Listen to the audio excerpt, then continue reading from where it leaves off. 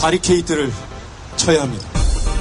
언론 양심의 역사를 이어갈 언론의 바리케이트를 칠 때다. YTN 해직 기자 노정면의 뉴스바.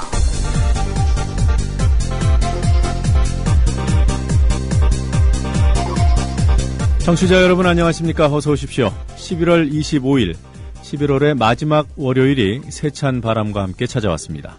따뜻하고 안전한 뉴스바 안으로 들어오시기 바랍니다. 풍성한 메뉴들이 여러분을 기다리고 있습니다.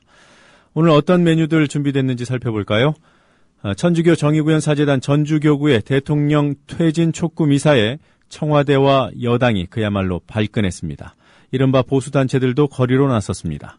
쉽게 수그러들지 않을 바람이 시작된 것 같습니다. 정의구현 사제단에 이어서 개신교 단체도 대통령 퇴진을 촉구하는 금식 기도회를 열기로 했다고 합니다.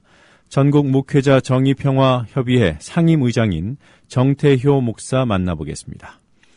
얼마 전 박근혜 대통령이 역사교과서를 한중일 공동으로 발간하자는 제안을 했습니다. 같은 시기 정부에서는 역사교과서를 국정교과서 하나로 통일시키는 방안을 흘리고 있습니다. 연세대 신주백 교수와 함께 이 문제 짚어보겠습니다. 문화재청장이 취임 8개월 만에 물러났습니다. 이유가 석연치 않은 데다 중앙일보의 문화재 관련 특종들이 관련이 있을 것이라는 의혹이 나오고 있습니다. 특종의 진수에서 살펴볼 예정입니다. 각종 비리 의혹을 사고 있는 조용기 목사가 어제 또 설교를 했습니다. 자신에 관한 의혹들을 개똥소설에 비유했습니다. 뉴스의 재구성에서 들려드리겠습니다. 시사애너그램 공갈에서는 안보를 입에 달고 사는 고위공직자들에게 진짜 안보를 위한 해법을 제시합니다. 잠시 후에 뵙겠습니다. 우리 아이 학교폭력 당하나? 요즘 말도 없고 무슨 고민 있나? 올 시간 지났는데 어디지? 이젠 걱정하지 마세요. 미리 다 알려주는 자녀 보호 어플 스마트 보디가드가 있습니다. 자녀의 학교폭력 문자, 인터넷 고민 검색, 실시간 위치, 유해 컨텐츠를 24시간 감지하여 부모님께 다 알려드립니다. 미리 알면 안심할 수 있습니다. 구글 플레이에서 우리 아이 첫 번째 지킴이 스마트 보디가드를 설치하세요. 지금 옥션과 지마켓에서 스마트 보디가드를 검색하시면 50% 할인된 요금으로 이용하실 수 있습니다. 우리라이프 상조 홍대리입니다. 정치자와 국민TV 조합원의 성원에 힘입어 저희 사장님이 국민TV와 본격적인 업무 제휴를 하기로 하고 시원하게 쏘셨습니다. 우리라이프 상조는 어떤 위협에도 굴하지 않고 국민TV와 함께하는 신뢰받는 상조회사가 되겠습니다. 저희가 최고라고 하지 않겠습니다. 하지만 최선을 다하겠습니다. 열심히 하겠습니다. 지켜봐 주시고 도와주십시오. 1600-3267, 1600-3267 국민TV와 함께하는 우리라이프 상조 홍대리였습니다. 개념상조 우리라이프 상조가 여러분들의 성원에 힘입어 국민TV와 함께 상생할 수 있는 제휴를 맺었습니다. 우리라이프 상조는 참다운 상조 서비스를 위해 바른 길만 가겠습니다. 지금 가입하시면 회원님이 납입하신 소중한 납입금의 10%를 매달 국민TV 발전을 위해 사용하겠습니다. 1600-3267 국민TV와 함께하는 우리라이프 상조입니다. 국민TV를 후원하는 새로운 방법, 국민TV 기념품 출시. 국민TV 기념 손목시계, 볼펜, USB 메모리, 스포츠 등산 양말 등 각종 기념품들이 계속 출시됩니다. 판매 금액의 25%는 국민TV에 후원합니다. 국민TV와 함께하는 쇼핑몰 폭스마켓. 문의는 1566-5476, 1566-5476. 검색창에 폭스마켓을 입력하세요.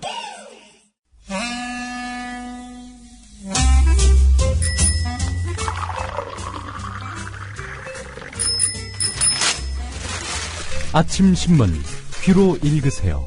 김영민의 조간 브리핑. 네, 오늘 아침 신문들은 어떤 뉴스에 주목하고 있는지 김영민 PD와 함께 살펴보도록 하겠습니다. 안녕하세요. 네, 안녕하십니까. 네, 어떤 기사부터 볼까요? 한겨레 일면부터 보겠습니다. 중국이 지난 23일 우리나라 관할인 이어도 또 일본과 영유권 분쟁을 벌이고 있는 곳이 있죠. 자, 일본에서는 센카쿠열도라고 하고 중국에서는 랴오위다오라고 불리는 곳이죠. 이 이어도 그리고 센카쿠열도 여기를 포함한 동중국해 상공에 방공 식별 구역을 선포했습니다. 지금 남의 땅, 또 자기 땅 남의 땅 지금 분쟁을 벌이고 있는 이 지역, 이 상공의 방공 식별구역을 선포했다는 겁니다. 방공 식별구역이라는 것은요, 각 나라가 영공 방위를 위해서 영공의 외곽에 설정하는 공간인데요. 국제법상 인정되지는 않지만은 관행적으로 각 나라가 군사적 조처를 취할 수 있습니다. 중국이 선포한 방공 식별구역은요, 특히 우리의 경우 이어도의 북쪽, 제주도의 서쪽에 이르고요. 우리 구역과 너비 20km, 길이 115km 정도 겹친 그런 구역입니다. 이어도 상공뿐 아니라 이어도 북쪽 상공까지도 포함하는데요. 현재 이어도 상공은 일본의 방공 식별구역, 한국의 군사작전 인가구역이고요. 네. 한국은 해양과학기지를 만드는 등 이어도 해역에 대한 실효적 관할권을 행사하고 있습니다. 중국이 이 이어도를 넘보고 있는 것 아니냐, 이런 우려를 자아내게 하는 부분입니다. 또 이어도를 국제 분쟁 지역으로 만들려고 하는 그런 의도가 아니냐, 또 여러 가지 해석을 낳게 만듭니다. 자, 우리 정부의 대응은 어땠느냐? 만 하루가 지난 24일 뒤늦게 유감스럽다는 입장을 밝혔습니다. 일본과 미국은 이 옥타브가 하나 더 높습니다. 지역 안정을 위협하는 일이라면서 즉각 반발하고 나섰습니다. 아니, 중국에 가서 중국말로 연설하면 뭐합니까? 글쎄 말입니다. 한복을 뽐내면 뭐합니까? 예. 자, 이 박근혜 정부의 외교 시험대 위에 올랐습니다. 자, 한번 좀 지켜봐야 될 것 같고요. 한결에 사면으로 가보겠습니다. 천주교 정의구현 전국사재단 전주교구의 박창신 원로 신부가 바로 지난 금요일 군산 수성동 성당에서 열린 시국미사에서 NLL에서 한미훈련하면 쏴야지, 그것이 북한의 연평도 포격이다라고 말했는데요. 이것을 두고 지금 정부와 여당이 대대적으로 문제 삼고 나섰습니다. 자, 박창신 신부 무슨 의도로 이런 말을 했는지 한겨레가 사면에서 다루고 있는데요. NLL은 분쟁 지역이고 서해 교전이 있었던 곳이다. 민감한 그런 지역에서 훈련을 해서 북한을 자극한다. 왜 유도를 해서 포격을 하도록 하느냐. 독도 근처 바다에서 일본이 훈련을 하면 우리가 어떻게 할 것인가 하는 그런 간단한 비유였다. 정부는 북한을 철천지 원수로 만들어야 국내 반대 세력을 적으로 몰 수 있다, 이렇게 주장했습니다. 그러면서 김대중 노무현 대통령 때는 남한과 북한이 서로 교류하려고 했다. 그 후임 대통령들이 그것을 받아서 해야 했다. 하지만 북한을 완전히 적으로 만들어버렸다. 정부는 국내에서 노동자 농민운동하는 사람을 적으로 몰아서 공격한다. 그것이 안 된다는 말이었다라고 설명을 했습니다. 이정현 청와대 홍보수석이 조국이 의심스럽다라는 발언을 했는데, 나는 군대도 다녀온 대한민국 국민이다. 대한민국이 서로 협동해서 잘 사는 나라가 되기를 원한다. 서로 정권 교체하면서 잘 사는 나라가 소원이다. 진보와 보수가 상생해야 한다, 이렇게 강조를 하기도 했습니다. 박창신 신부는 5.18 광주 민주화운동의 진상을 알리다가 괴한들의 습격을 받아서 다리를 다쳐서 지금도 지팡이를 짚고 다닐 정도로 걸음걸이가 불편한데요. 80년 6월 전북 익산의 여산성당의 주임신부로 있던 시절 강론 등을 통해서 광주에 참상을 알리다가 이 쇠파이프와 칼을 든 괴환 5명에게 칼에 찔리고 왼쪽 갈비뼈가 부러지는 중상을 당했던 그런 신부입니다. 네, 국가유공자라고 하더군요. 예, 그렇습니다.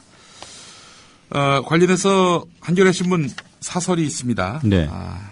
소개를 해드리겠습니다. 정부 여당이 국가기관의 대선 개입이란 국기문란에는 눈 감고 박창신 신부의 일부 발언만을 문제 삼으며 종북 공세에 나서는 것은 꼬리로 몸통을 흔드는 격이다.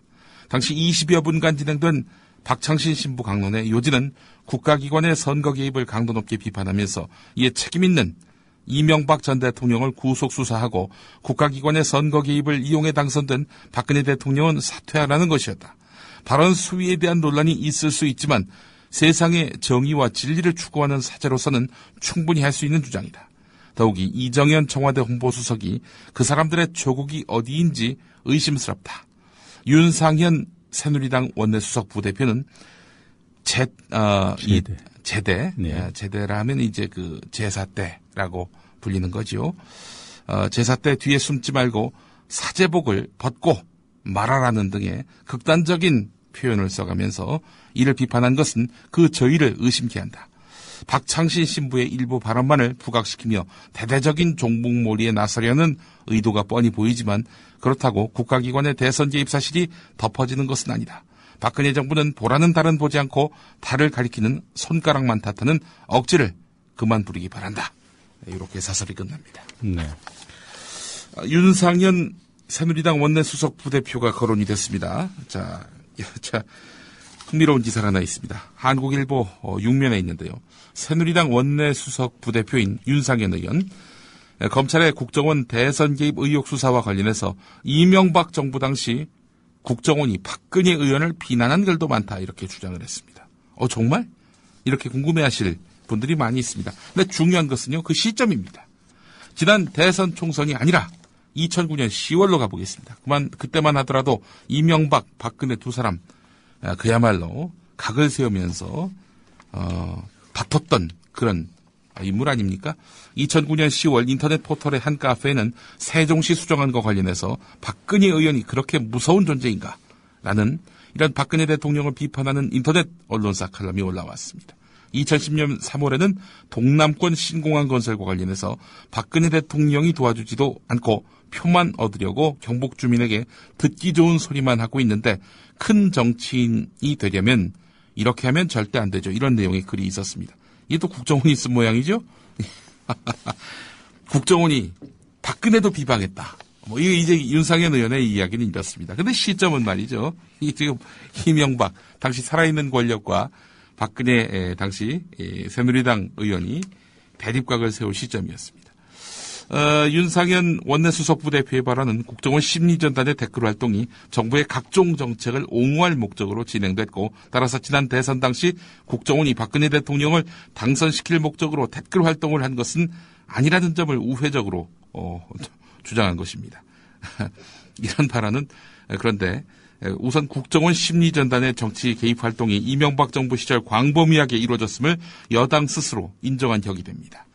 자, 이에 따라서 일각에서는 박근혜 정부가 국정원 내에 이명박 원세훈 인맥 속가내기에 본격적으로 나서는 것 아니냐는 관측이 또 나오고 있습니다. 그런 관측까지 할 만한 발언은 아닌 것 같고요. 네. 그야말로 국정원의 무차별 개입을 인정하는 결과인데 네. 자신의 발언이 이렇게 판단이 될지 모르고 한 발언 같아요. 그러니까 이제 이런 거죠. 국정원이 박근혜도 욕했다. 국정원이 이게 문재인 안철수만 욕한 게 아니라 박근혜도 욕했다. 이런 것들을 이제 만들고 싶고 그런 논리를 펴고 싶었던 건데 그 시점은 이명박 대통령 집권 초기였습니다. 예. 박근혜 대통령하고 사이가 안 좋을 때였고요. 당연히 전국의 걸림돌이었다고 판단했다면은 국정원이 그 상대가 누구든 간에 비난했다. 이런 논리가 성립되는 거 아니겠습니까? 네, 그 당시만 해도 정가에서 이런 말이 돌았습니다. 예. 친이와 친박의 대립이 워낙 극한적으로 이루어졌기 때문에 예. 친이계 정치인들은 친박이 집권하는 것을 더 두려워한다. 차라리 민주당이 낫다. 이런 얘기들이 정가에 흘러다녔고요. 예. 네. 자, 그렇기 때문에 윤상현 원내수석 부대표 이런 박근혜도 욕했다. 이렇게만 알아듣기를 바랐는데 그 시점을 따져보니까 말이죠. 국정원이 어마어마하게 때마다 이렇게 댓글 활동으로 정권의 어떤 그런 안보를 위해서 뒷받침했다라는 것들을 또 증명한 셈이 돼서 빈축을 사고 있습니다. 윤상현 의원 보면요. 네. 지금 시대를 그러니까 네. 언론의 수준이나 그 네. 언론 보도를 접하는 국민의 수준을 네.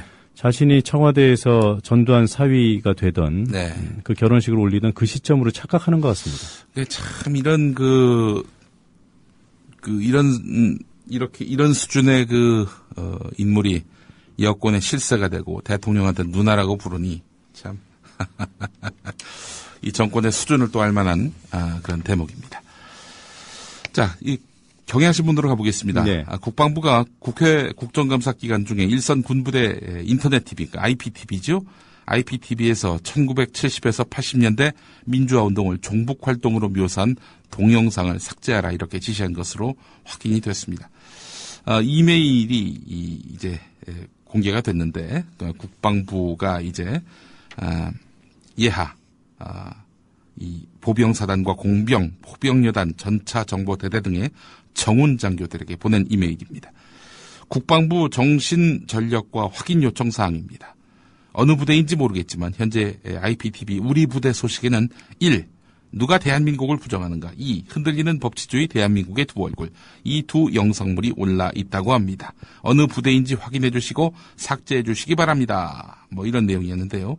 자, 이 삭제하라고 지시한 그 동영상에는 종북 세력은 북한 지령에 따라서 지하 활동으로 맥을 이어오다가 1972년 유신 체제하에서 반유신, 반독재 민주화 투쟁을 빙자해 세력 확산을 기도했다. 이런 내용이 담겨 있습니다. 자, 이달 초에 국방위 소속 야당 의원들은 이들 동영상이 군 장병들에게 상영됐는지를 밝히기 위해서 국방부에게 자료 제출을 요구했습니다. 그런데 국방부는 자료 제출을 하지 않고 일선 그 예하부대에다가 이런 동영상 지워라 이러면서 이제 증거인멸을 하려 했던 거죠. 예. 야당 의원들의 추궁에 앞서서 삭제를 지시한 것 아니냐는 그런 의혹을 사고 있는 부분입니다. 오늘 경향신문 이면에 관련 기사가 있습니다. 네. 국민일보 6면으로 가보겠습니다. 새누리당이 내년 6.4 지방선거를 앞두고 고민에 빠졌다는 기사입니다. 선거에서 이기려면은 현역 카드를 내놓는 게 유리하지만 그렇게 되면은 곧바로 이어질 730 국회의원 재보궐선거판이 너무 커져서 자칫 박근혜 정부 중간평가가 될 수 있다는 부담 때문이란 겁니다. 그러니까 이제 새누리당 고민은 이렇습니다. 국회의원이 광역단체장 선거에 출마하려면은 의원직을 던져야 합니다. 이 공직선거법을 보면은 국회의원이 지방자치단체장 선거에 입후보하는 경우 선거인 20일 전인 후보 등록 신청 전까지 의원직을 그만둬야 한다라고 규정하고 있습니다. 예. 자, 광역단체장 출마로 공석이 된 지역은 지방선거 한 달여 뒤에 치러지는 7월 30일 재보선의 대상이 되는데요. 자, 현재 선거법 위반 혐의로 2심까지 의원직 상실형을 받은 의원이 10명이 달하기 때문에 여기에 더해서 광역단체장 선거에 수많은 새누리당 의원이 출마한다? 그래서 의원직이 빈다? 이러면은 뭐 내년 재보선이 미니 총선이 될 가능성이 있다는 이런 관측입니다. 네. 재보선의 규모가 커지면 커질수록 여권은 부담스럽다는 거지요. 시기상으로 박근혜 정부 출범 1년 반 만에 열리는 선거라서 중간평가로 해석될 소지가 크고요. 지금 155석이거든요. 만약에 야당에게 크게 질 경우에는 과반이 무너질 수도 있다는 그런 불안감이 있다는 겁니다. 현재 지금 광역단체장 출마를 밝히거나 이미 표밭을 다지고 있는 의원들은 이렇습니다. 이 서울시장을 노리고 있는 정몽준, 정우택. 정우택 지금 청주에 지역 기반을 두고 있는 국회의원인데 이 서울시장 꿈을 꾸고 있군요. 정말. 부산은 서병수, 유기준, 박민식, 이진복. 대구는 서상기, 주호영, 조원진. 인천은 박상은, 윤상현, 이학재. 이 윤상현 원내 수석 부대표가 인천 지역구였군요. 네. 여기 인천시장 나갈 생각을 하고 있는 모양인데. 또 대전은 박성효, 울산은 강길부, 김기현, 정가균, 안효대. 이게 전부 아닌가요? 울산 지역구가 몇 개나 되는지 제가 정확하게 파악은 안 됐는데 이 지역구에 4명의 의원이 지금 출마를 준비하고 있다. 뭐 이런 뉘앙스입니다. 경기도는 원유철, 정병국, 강원도는 권성동, 한기호, 황영철, 충청남도는 이명수, 홍문표, 경상북도는 강석호, 김재원, 이철호 의원 등이 이렇게 준비하고 있다는 보도입니다. 자, 문형표 이 보건복지부 장관 후보자. 이 양반 참 이거 심각하네요, 사안이. 문영표 보건복지부 장관 후보자가 또 법인카드를 부적절하게 사용한 의혹이 드러난 겁니다. 이번에는 미성년자까지 고용했다가 적발된 불법 유흥업소가 문제가 됐습니다. 문영표 후보자는 일반 레스토랑에서 식사를 한 것이고 유흥 접객권도 없었다 이렇게 해명을 했는데 민주당이 조사한 바로는 문영표 후보자가 법인카드를 사용한 레스토랑과 바로 옆 건물 유흥주점의 전화번호가 같고 두 업소의 주인도 같은 사람이라고 합니다. 간판만 레스토랑으로 달고 불법 영업을 해온 것 아니냐 이렇게 의심할 만한 그런 정황이란 것이죠. 뭐 설사 그 문영표 후보자의 말이 사실이라도 법인카드 사용과 관련된 문영표 후보자의 처신은 이미 도를 넘은 지 오래지요. 법인카드로 호텔 밥값을 20만 원에서 30만 원씩 또 부인 생일날 4년 연속해서 냈었습니다. 기획재정부의 지침을 어기고 휴가, 공휴일이나 관외 지역에서 법인카드를 사용한 액수가 455건 6,400만 원에 이르는 것으로 나타났습니다. 하지만 문영표 후보자 법인카드의 사적 사용이 드러나면 사퇴하겠다 이렇게 밝혔는데 말이죠. 예, 법인카드의 사적 사용이 드러난 것은 물론이고 유흥업소 사용까지 드러난 마당에 스스로 사퇴하는 것이 정답이다. 이런 민주당 의원들의 성명도 발표가 됐었습니다. 네, 문영표 후보자는 한마디로 예. 관료계의 김재철을 꿈꾸는 분이 아닐까 싶습니다. 예, 그렇습니다. 문재철이네요. 문재철이란 또 저 스카이라이프 예. 사장 이름이 문재철이죠. 그렇군요. 네. MBC 출신의. 예. 아닙니다. 죄송합니다. KBS 출신이고 YTN 출신입니다. 그렇습니까? 예. 알겠습니다. 배석규 사장과 친합니다. 그렇습니까? 이 전국에 이 재철이란 이름을 갖고 계신 분들께 송구스럽게 생각합니다. 예. 자, 사랑의 교회 이야기를 한번 해보겠습니다. 새 예배당 건축 단계부터 공공도로 점용 같은 이런 특혜 논란이 끊이지 않았던 곳 아닙니까? 2천억 넘는 돈이 들어가서 이렇게 건축이 된 것으로 또 알려져 또 개신교 안에서도 극한 논란을 불렀는데요. 자, 어제 신축 건물에서 첫 예배가 진행이 됐습니다. 한겨레는 극심한 교통 혼잡을 유발했다면서 사회면에서 크게 다루고 있습니다. 아침 8시 무렵부터 오후 3시까지 서울 서초구 서울고등학교에서 사랑의 교회까지 약 1.5km 구간은 한꺼번에 몰려든 차량으로 휴일인데도 극심한 교통정체를 빚었다는 겁니다. 한 2분밖에 안 걸리는 거리인데 한 10분 넘게 걸렸다는 것이죠. 공사 전부터 제기됐던 주차 대란 또 교통 혼잡 문제가 현실화됐다는 것이 이 지역을 지난 한 시민의 이야기였습니다. 자, 앞서 사랑의 교회는 예배당 신축을 위해서 2010년 서초구 소유의 공공도로 지하 공간 2077.98제곱미터에 대한 점용 허가를 서초구청으로부터 받아서 특혜 논란을 빚었죠. 이 교회에 참 유력한 인사들이 많이 다닙니다. 이혜훈 새누리당 최고위원, 허태열 전 청와대 비서실장, 주철기 청와대 외교안보수석, 대선 때 새누리당 공동선대위원장을 지낸 그분 김성주 성주그룹 회장. 이런 아주 대단한 분들이 또 다니는 교회가 바로 사랑의 교회인데요.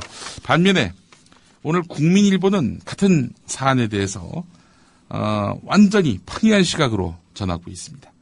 기공 3년 5개월 만에 사랑의 교회 서울 서초동 새성전 첫 주일 예배 화합 선교의 미래를 여는 새날, 이런 제목을 달고 있습니다. 이 제목만 보더라도 이게 미화하기 위한 기사라는 느낌 확 들지 않으십니까? 예. 한 시민의 말을 또 그 국민일보는 전하고 있는데요. 과거 성전은 주차 문제가 심각했으며 공간이 좁아 아들들과 함께 예배를 드리기 불편했다. 교회 예배 공간이 넓어서 너무 좋았다. 교회가 앞으로 화합을 이루고 세계 선교를 위해 기도를 쌓는 일만 남았다고 본다. 이렇게 되어 있습니다. 건축을 반대했던 성도들은 보이지 않았다. 이런 내용의 기사도 있었고요. 네. 예. 사랑의 교회 외경과 내부 사진이 국민일보에 실렸는데 그 예. 규모가 참 대단합니다. 그렇습니다. 예, 뭐 어마어마한 규모의 성전인데 이런 그 교회 내부의 또 안팎의 그런 논란에 대해서는 뭐 국민일보 단 한 줄도 다루지 않고 있습니다. 다만 그 건축을 반대했던 성도 정도로만 이렇게 표시하고 있습니다. 네. 예. 자, 또 하나 소식을 더 전해드리려고 하는데 말이죠. 이거는 이제 사설의 형태로 된 내용입니다. 국가정보원과 검찰은 도대체 뭘 수사한 건가? 이런 글로 시작하는 경향신문 오늘 사설입니다. 예. 사설 제목은 재판 진행될수록 허점 드러나는 내란 음모 수사입니다. 이석기 통합진보당 의원 등의 내란 음모 사건 재판을 지켜보면서 이런 의문을 던지지 않을 수 없다. 도대체 뭘 수사한 것일까? 재판이 진행될수록 사건의 실체가 분명해지기는커녕 더 흐릿해지고 있기 때문이다. 열쇠를 쥔 제보자의 진술은 오락가락하고 핵심 증거인 녹취록은 100군데 넘게 수정됐으며 산악훈련은 일상적 산행으로 드러났다. 수사와 기소의 목적은 유죄를 받아내 처벌하는 데 있다. 그러나 이번 사건의 경우 이석기 의원을 법정에 세우는 일 자체가 목적이 아니었는지 의심스럽다. 이런 내용입니다. 제보했다는 사람 기존 진술을 번복하거나 기억나지 않는다. 이런 답변을 되풀이했었죠. 지난 22일 7차 공판에서 말이죠. 아로에 가입했다면서 가입식 날짜와 장소를 제대로 기억하지 못했고 아로 규약 이것도 직접 들은 바 없다. 이렇게 말을 했고 말이죠. 계속해서 국정원 주장 다르고 이 사람 주장 다르고 이러니까 뭐 도대체 진실성이 있는지 의문을 갖지 않을 수 없다는 것이 경향신문 사설의 논지입니다. 또 앞서 말씀드린 대로 산악훈련을 했다. 혹한기 산악훈련을 했지만 뭐 등산으로 보였지만 훈련으로 보이진 않았다는 국립공원관리공단 직원의 그런 증언이 있었고요.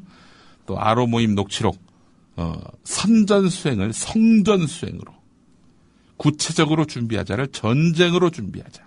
뭐 이런 식으로 전쟁을 준비하자. 이런 식으로 기록했다가 이렇게 고치기도 하니 고의라면 기막히고 실수라면 헛웃음이 나올 일이다. 이렇게 사설은 이어지고 있습니다. 국정원과 검찰은 부끄러운 줄 알아야 한다. 30여 년 만에 내란죄를 적용할 만큼 중대한 사건이라면 통상적인 사건보다 더 치밀하고 정교하게 수사했어야 마땅하다. 하지만 재판 과정에서 드러난 수사 내용을 보면 엉성하기 그지없다. 국정원은 3년 이상 아로에 대해서 내사해 왔다는데 확보한 증거는 제보자의 증언과 녹취록이 사실상 전부다. 사건을 넘겨받아 보강 수사를 한 검찰도 더 이상의 증거를 찾아내지 못했다. 일반 사건도 이렇게 수사했다가는 유죄를 받아내기 어려울 터다. 법원은 사실과 증거에 의거해 엄정한 심리를 하기 바란다. 네. 이런 내용입니다. 언론사에서 기자들을 훈련시킬 때 초기에 바로 경찰서로 보내거든요. 경찰서에 가면 형사계가 있고 강력계가 있습니다. 강력계에서 잡혀오는 그 피의자들이 기자들의 주목의 대상이 돼요. 왜? 그 사건은 조폭 사건일 가능성이 있거든요. 근데 과거에 무리하게 경찰이 수사하다가 조폭인 것처럼 했는데 증거가 없으면요. 그 범죄자들의 이름을 막 만들어줍니다. 조직도를 그려줘요. 그렇죠. 뭘 다 그랬다는 건 아니고요. 그런 거 정도는 최소한 봐야 이게 조폭 사건이라는 것을 기자들이 판단을 하게 되는데 아로에 대해서 다른 조직도 아니고 내란 음모 조직 아닙니까? 규약도 기자들이 본 게 없어요. 근데 어떻게 이게 조직의 실체가 있는 것처럼 기사에 쓸 수가 있습니까? 그 기자들한테 한번 묻고 싶어요. 당신들은 규약을 봤냐? 아로의 실체에 대해서 어느 정도까지 확인을 했는지. 아로와 관련해서 정부가 대대적으로 종북몰이할 때 함께 부안해동했던 언론들. 그 민낯을 우리는 똑똑히 기억해 놓아야 할 것입니다. 하여튼 재판 결과는 좀 두고 봐야 되겠습니다만 말이죠. 오늘 여기까지 해야 될 것 같습니다. 여기까지 하면 안 되고요. 오늘 이대로 그냥 못 보내드리게 됐습니다. 아이고, 왜 또 갑자기. 왜 그런지 모르시나요? 막말 논란. 또 그것 때문에 그러시는 것 같습니다. 다른 건 아니고요. 어차피 이게 상당수 언론에 의해서 주요 뉴스로 보도가 됐기 때문에 당사자를 앞에 두고 있는 이 앵커라는 직업이니 그냥 모른 척 넘기면 되겠습니까? 그래서 좀 몇 가지 물어보려고 하는데요. 괜찮겠습니까? 먼저 그 글 트위터에 올리게 된 경위를 잠깐 설명해 주시겠어요? 박근혜 대통령의 그 홍보수석이죠. 이정현 수석이 이 천주교 신부들을 향해서 저 사람들의 조국이 어디냐 이렇게 말했었죠. 곰곰이 생각을 해봤습니다. 그렇다면은 이정현의 조국은, 그러니까 내 조국은 총체적 불법 부정선거가 자행되고 그렇게 해서 집권한 사람들이 뻔뻔스럽게 떵떵거리며 사는 세상인가 하는 자괴감이 들었습니다. 후한무치하다 이런 생각이 들었고요. 그래서 부정선거로 당선된 사람들이 반성은커녕 큰소리치니 이 정권은 불법 정권임을 자인하는 꼴이다. 하긴 그 아버지도 불법으로 집권했으니 아버지나 딸이나 이 범죄자들의 조국이 어딘지 나는 궁금하다라고 글을 쓰게 된 겁니다. 그럼 그 언론에서 문제 삼은 표현이 그에 비해 그딸 아니겠습니까? 예. 이게 박근혜 대통령 분열을 지청하는 건 맞는 거군요. 사상 최악의 아비와 딸. 그 두 분 말고 또 있습니까? 그 막말이라는 그런 지적에 대해서 수긍하세요? 전혀 수긍을 못합니다. 노종면 앵커는 어떻게 보십니까? 네, 한 가지만 더 확인을 하고 제 판단을 말씀드리겠습니다. 예. 그 애비라는 표현을 아버지라는 뜻으로 쓰신 겁니까? 아니면 그 애비에는 또 다른 뜻이 있지 않아요? 그 작물아비로 네. 쓰이는 네. 어느 쪽입니까? 이 연합뉴스가 애비나 딸이나 이 말에서 애비가 아니라 아비가 맞는다 이렇게 정정해 주던데 뭐 막말 김용민은 참 무식하다 뭐 이런 걸 알려주고 싶었던 것은 아닌지 하는 그 생각도 들었는데 아비가 표준어인 것쯤은 저도 압니다. 아니 그 정도가 아니라 제가 썼던 애비 이 애비의 정의에는 도둑들의 은어로 네. 도둑들의 은어로 훔친 물건을 사는 사람을 뜻하는 애비 작물애비가 여기서 나온 거지요. 중의적입니다. 네. 예. 남의 재산 가로챈 정수장학회 탈취 사례 누구의 그 소행입니까? 이걸 떠올리시면 됩니다. 네. 그래요. 이제 뭐 제 생각 말씀을 드리면요. 예. 일단은 언론에서 막말이라고 보도를 하는 것을 듣고 한번 살펴봤어요. 먼저 사전을 찾아봤습니다. 예. 막말에 대한 규정이 나오는 대로 함부로 짓거리가 그러니까 툭 내뱉었다는 거죠. 그리고 예. 또 속되게 이르는 말, 속어를 말하는 것이다. 이렇게 되어 있더군요. 예. 뭐 아까 정수장학회 말씀해 주셨고 또 쿠데타 자체가 뭐 권력을 찬탈하는 것이니까 예. 이런 걸 빗대서 그 작물아비에 애비라는 표현을 썼다면 뭐 이거는 나오는 대로 짓거린 건 아니고요. 네. 그리고 애비가 속어인가 여부인데요. 사전에 애비를 찾아보면 아버지를 홀하게 이르는 말이라고 되어 있습니다. 홀하게 홀대하다 할 때 홀자인데요. 예. 낮추어하는 말이라고 되어 있는 거죠. 비속어는 아니에요. 예. 네. 자, 그, 근데 뭐, 이게 예. 아비와 딸이 네. 애비와 딸이 이게 막말이다라고 얘기하는 건 뭐냐면은 박정희 박근혜를 성역화하려는 의도 아닙니까? 어떻게 감히 그 두 분을 그런 식으로 묶어가지고 홀대할 수 있느냐? 이런 것들 하나의 어떤 상식체계로 만들기 위해서 아비와 딸 이렇게 표현한 것을 막말이라고 규정하는 것은 이 정권 홍보 차원에서 뭔가 기획과 의도를 갖고 이렇게 설정해 놓은 그런 틀이 아닌가 이런 생각도 해보고요. 뭐 저는 그래요. 뭐 비판할 수 있다고 보고요. 예. 그걸 비판하려면 낮춰 불렀다라고 비판하든지. 네. 예, 근데 좀 더 본질적인 것은 내용이겠죠. 예. 만약에 그 김 PD께서 애비 대신 아버님, 예. 딸 대신 따님 이렇게 네. 썼다면 어떻게 평가할까? 이게 좀 궁금해지고요. 그리고 또 한 가지는 한 10년 전, 예. 정확히는 9년 전 한나라당 의원들이 직접 연극을 통해서 예. 현직 대통령, 당시 노무현 대통령을 예. 비하를 넘어서서 욕을 했죠. 예. 뭐 육실얼놈, 뭐 개잡놈 이런 표현까지 썼는데 또 네. 성기에 대한 노골적인 표현도 나왔고요. 예. 뭐 이미 많은 분들이 아실 겁니다. 환생경제라는 그 연극, 네. 의원 연극. 제가 그 당시 돌발 영상 PD 할 때 예. 이 내용을 다 전달해 드릴 수가 없었어요. 왜냐하면 예. 방송 부적합 용어들이 있어서. 그래서 그 삐 소리로 다 가려서 보도를 하면서 제목을 18세 관람 불가. 네. 이렇게 붙였습니다. 예. 네. 근데 지금 뭐 이정현 홍보수석이 김용민 PD 트윗 글 나오고 난 다음에 이런 논평을 했더군요. 예. 뭐 사람이 이럴 수 있느냐. 네. 사람의 도리가 아니다. 네. 그 당시 환생경제 연극이 공연될 때 예. 바로 앞자리에서 음. 박장대소했던 분 박근혜 대통령이 앉아 있었습니다. 이게 뭐 김 PD 일이라서 예. 이 순서는 제가 일부러 좀 만들어 봤고요. 예. 환생경제를 한번 이 대목에서 들어보고 싶습니다. 예. 그래서 제가 준비해 왔으니까 본인은 좀 듣기 거북하시더라도 청취자들께 들려드리는 거니 예. 양해를 해주시기 바랍니다. 예. 예, 오늘은 여기서 순서 마무리하겠습니다. 예, 고맙습니다. 수고하셨습니다. 아이고 육실한 놈. 그러니 뭐 이런 대참놈이 다 있어. 야!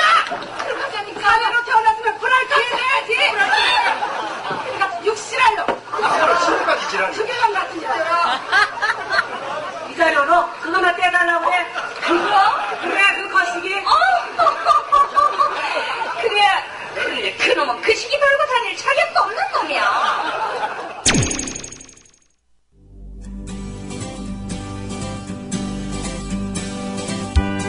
막간 퀴즈입니다. 조금 전 진보당 김재현 의원이 대정부 질문을 하는 도중에 새누리당 이장우 의원이 소리친 말입니다. 정확하게 말하자면 진보당은 앞으로도 계속 노동자, 농민, 중소상공인 등 일하는 민중의 이익을 대변할 것입니다. 소수 특권 세력의 부당한 특권에 맞서 비타협적으로 싸울 것입니다라는 김재현 의원의 발언과 동시에 터져나온 괴성입니다. 새누리당 이장우 의원이 한 말은 무엇일까요? 1번 애비나 딸이나 2번 김일성주의야 3번 종북하지 말고 월북해 4번 밥 먹고 합시다. 답을 아시는 분은 정답과 함께 연락 가능한 이메일을 적어주세요.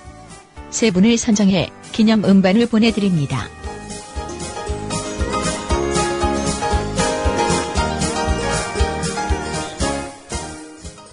신동원 조합원 신청 광고입니다.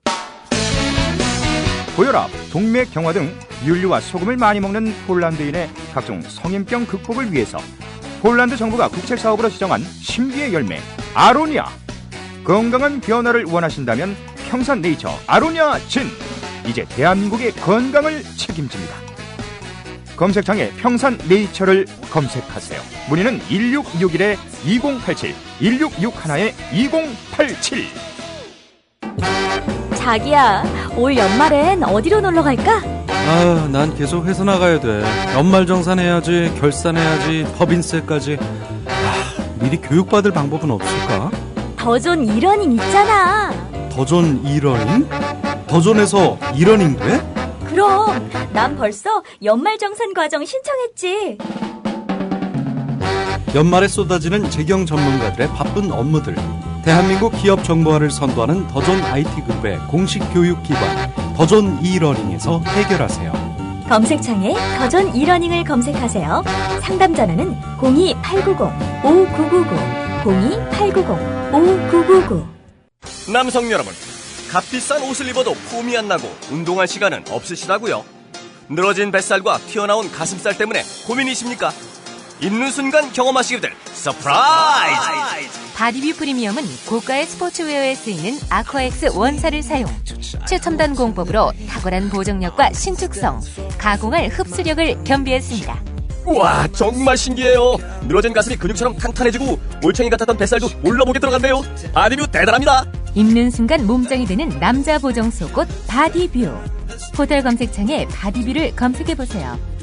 구매하실 때 배송 메시지에 국민TV라고 적어주시면 고가의 사은품을 드립니다.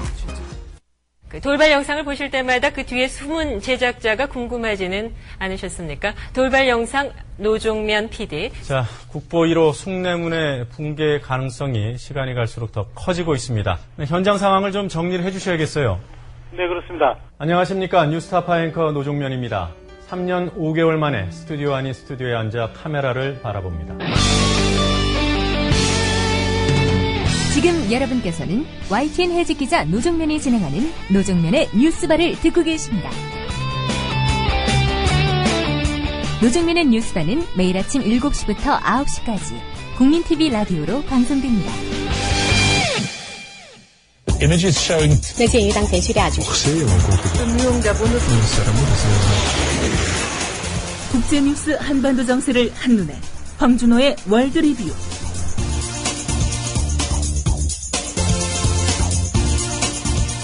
네, 지구촌과 한반도 정세에 관한 뉴스들 정리해보는 시간입니다. 국제뉴스 전문 캐스터 황준호 기자와 진행하는 순서. 자, 황준호 기자 연결하도록 하겠습니다. 황 기자, 안녕하세요. 네, 안녕하십니까? 네. 예. 자, 오늘 이란 핵협상 타결 그리고 중국의 방공 식별구역 선포라는 굵직한 소식들이 들어와 있네요. 먼저 이란 핵협상 소식부터 짚어볼까요? 이란과 유엔 안보리 5개 상임이사국 및 독일의 핵협상이 스위스 제네바 현지 시간으로 일요일 새벽에 극적으로 타결됐습니다. 전형적인 주고받기 협상이었는데요. 우선 이란이 해야 될 일은 앞으로 6개월 동안 핵활동을 축소하고 동결하는 겁니다. 구체적으로 보면 순도 5%가 넘는 우라늄 농축 활동을 중단하고 또 기존에 농축한 20% 이상의 우라늄을 무기급으로 바꿀 수 없도록 희석하기로 했습니다. 또 우라늄 농축 시설을 포함한 핵 관련 시설에 대한 국제사회의 사찰을 대폭 강화하는 데에도 합의했습니다. 네. 서방의 상응 조치는 뭐죠? 서방에서는 이란 핵 활동에 관한 제재를 새로 추가하지 않고 이란산 원유 수출과 관련된 기존의 제재를 일부 해제해 주기로 했습니다. 또 외국은행에 묵혀있던 원유 수출 대금을 이란이 뽑아가는 것을 허용하기로 했습니다. 열흘 전 협상 때 이란의 외무장관이 직접 1시간 동안 프레젠테이션을 했던 협상안이 있었는데 그거를 기초로 해서 이번 합의가 나왔는데요. 오바마 미국 대통령하고 로하니 이란 대통령이 공히 환영한다는 논평을 냈으니까 어느 쪽이 더 이익을 봤다 이걸 얘기하기는 조금 힘든 합의였고 점진적으로 또 상호주의적으로 해결한다는 원칙 여기에 비교적 충실한 합의였다는 평가가 나옵니다. 네. 그 이스라엘이 반대를 많이 하고 심지어 방해 공작까지 했을 것으로 보이는데요. 일단은 실패한 거군요. 예, 이스라엘이 그동안 프랑스를 앞세워가지고 회담을 어렵게 만들었는데요. 프랑스가 주장했던 아라크 중수로의 활동 이것을 이란이 중단하고 사찰을 받기로 하면서 이란이 강경론의 예봉을 꺾었습니다. 합의 후에도 이스라엘의 네타냐후 총리는 나쁜 합의다. 그러면서 이스라엘은 이번 합의를 따른 의무가 없다. 이런 말로 앞으로 더욱 강하게 밀어붙이겠다는 뜻을 내비쳤습니다.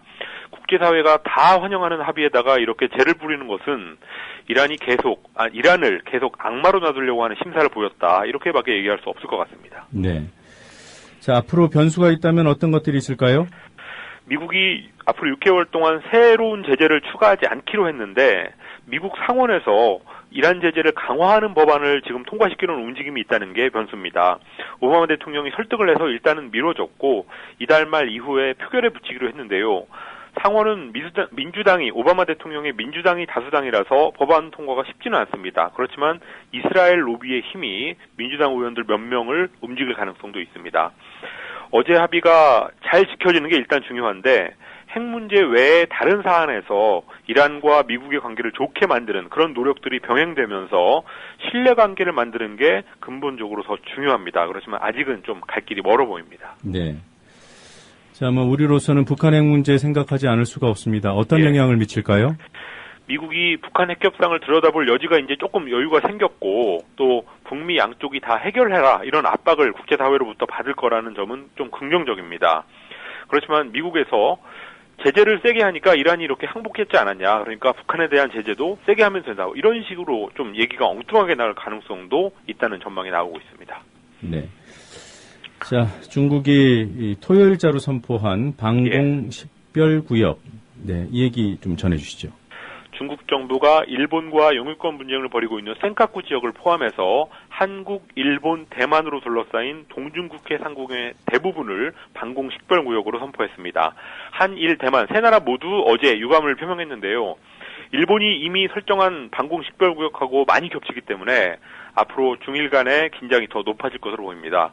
또 일본뿐만이 아니라 일본의 집단적 자위권 행사를 공개적으로 지지하고 있는 미국에도 경고를 보내는 의도가 있다는 분석입니다. 중국이 덩샤오핑 이후 등소평 이후에 유지해왔던 도광양의 조심스러운 외교 노선에서 탈피해서 본격적으로 자기들의 영향력을 과시하는 대국 외교로 전환하겠다는 뜻도 있어 보입니다. 네. 그나저나 이 방공 식별 구역이라는 것이 구체적으로 뭐죠? 이게 영공 개념은 아니고요. 그 한 국가가 일방적으로 그냥 선포하는 지역인데 영공 방위를 명분으로 해서 군사적 조치를 취할 수 있는 공간입니다. 이 방공 식별구역에 들어온 비행 물체를 식별해서 위치를 확인하고 필요하다면 어떤 군사적 대응까지도 하는데요. 그러니까 쉽게 말해서 공군이 상시적으로 레이더망을 가동하고 있는 구역이다. 이렇게 보시면 될 것 같습니다. 중국은 그동안 동중국해 쪽에다가 방공 식별구역을 아예 선포하지 않았었고 또 우리는 1951년에 미국 공군이 제주도 남쪽 지역까지 설정을 했습니다.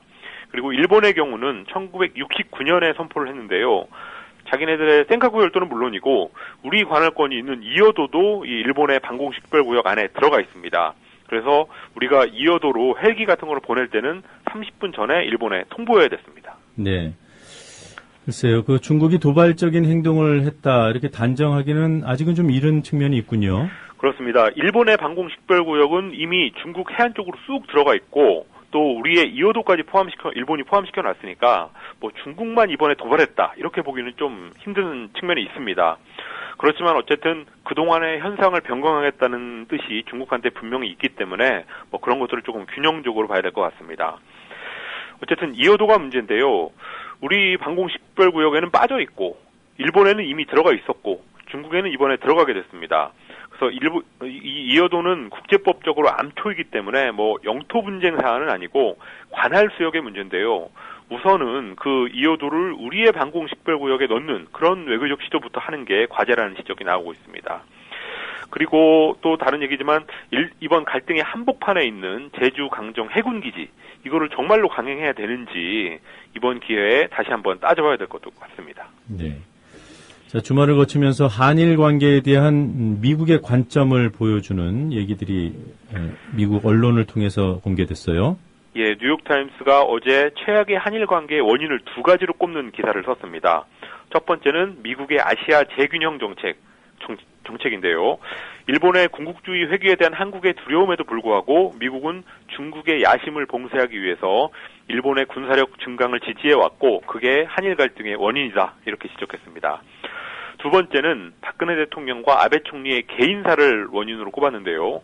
아베는 외할아버지 기시노부스케의 결백을 증명하려는 욕망을 가지고 있고 또 박근혜 대통령은 일본과의 유대를 가진 아버지 박정희와 거리를 두라는 압박을 끊임없이 받고 있다. 이렇게 설명했습니다. 뭐 대체로 맞는 말인데요. 근데 그 다음 대목이 문제였습니다. 뉴욕타임스가 미국 전문가들의 얘기를 전했는데 미국 전문가들이 처음에는 한일 갈등의 책임을 아베한테 돌리는 경향이 강했지만 지난 9월에 미국 국방장관이 박 대통령을 만나서 일본하고 화해해라 이렇게 권유했을 때 박 대통령이 그것을 거부하면서 분위기가 바뀌었다. 그러니까 한국이 더 문제가 아니냐 이런 분위기라고 썼습니다. 뭐 미국의 자기중심적인 해석인데요. 어쨌든 미국의 분위기가 바뀌었다는 그 팩트 그것만큼은 좀 유의해야 될 것 같습니다. 네. 또 어떤 얘기가 나왔습니까? 미국 백악관 NSC의 에반 메데이로스 아시아 담당 선임보좌관이 일본 아사히신문하고 인터뷰를 했는데요. 한일 관계 악화에 대해서 미국으로서는 가족이 싸우는 것과 같다 이런 말을 했습니다. 뭐 이것도 전형적인 미국적인 시각인데요.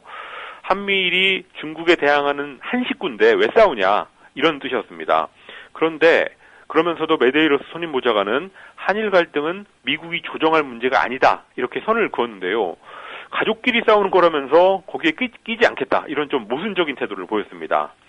또 한편으로 케네디 주일 대사는 일본의 집단적 자위권은 일본 국민의 문제다 이렇게 너무 순진한 발언을 하기도 했습니다. 네. 자, 시리아 내전에서 어린이 사망자에 대한 통계가 나왔어요. 영국의 싱크탱크인 옥스퍼드 리서치 그룹이 도난당한 미래라는 보고서에서 시리아 내전으로 재작년 3월부터 올해 8월까지 17세 이하 어린이 11,420명이 숨졌다고 밝혔습니다. 대부분은 마을에 폭탄이 떨어지면서 갑자기 숨진 건데 그렇지만 저격수의 총에 맞아서 숨진 경우도 있었고 또 처형당한 경우 이렇게 각각 수백 명씩 됐습니다. 또 100명 이상은 고문으로 숨졌다고 전했습니다. 시리아 내전의 전체 사망자 수는 30만 명 이상인데요. 국제사회가 각자의 계산기를 두드리느냐고 해결책을 못 찾고 있어서 앞으로 희생자는 더 늘어날 것으로 보입니다. 네. 자, 오늘 여러 가지 소식 잘 들었습니다. 고맙습니다. 감사합니다. 네, 국제뉴스 전문 캐스터 황준호 기자였습니다.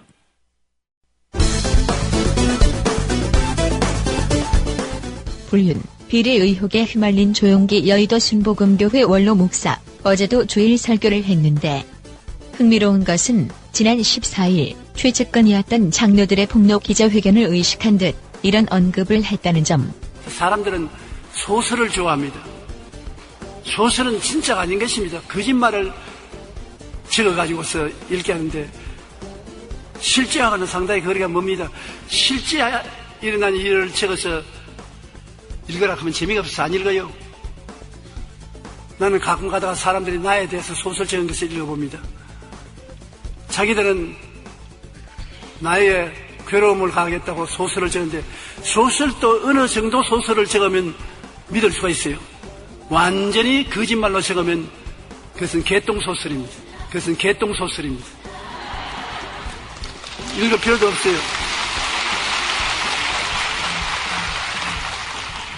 사실과 소설이 다릅니다. 그런데 이때 반사적으로 등장하는 비유, 바로 북한. 북한에서 선진하는 사람들이 북한에 대한 이야기를 적은 것을 보면 소설이죠. 북한이 낙원으로 묘사하고 있는데 소설을 적어서 내주기 때문에 우리가 읽어보고 은혜를 못 받습니다. 자신의 결백을 주장한다고 시작한 말, 이제는 진리를 운운하고 성경을 끌어들이는데 진리가 우리를 변화시키지 소설은 우리를 변화시키지 못하는 것입니다. 우리가 성경 말씀은 소설이 아닙니다. 성경을 소설로 하면 안 되는 것입니다. 성경은 참말을 말하는 것입니다. 소설을 읽듯이 성경을 읽어서는 안 되는 것입니다. 이제부터 나오는 말은 나를 비판하지 않으면 축복과 성취를 이룰 수 있다는 전형적인 순복음 레퍼토리. 홍해 장사 지내버리고 가나안으로 향한 새로운 마음과 말을 하십시오. 여러분, 이 세상에 죄, 불의, 추악, 저주, 절망, 죽음, 영적인 애굽은 예수님을 통해서 다 홍해수에 던져버리고 여러분 새 사람이 되었으므로 영혼이 잘됨 같이 범사에 잘되며 강건한 새말을 하십시오. 나는 축복받았다. 나는 성공한다. 좋은 일이 일어난다. 나는 건강하다. 나는 행복하다.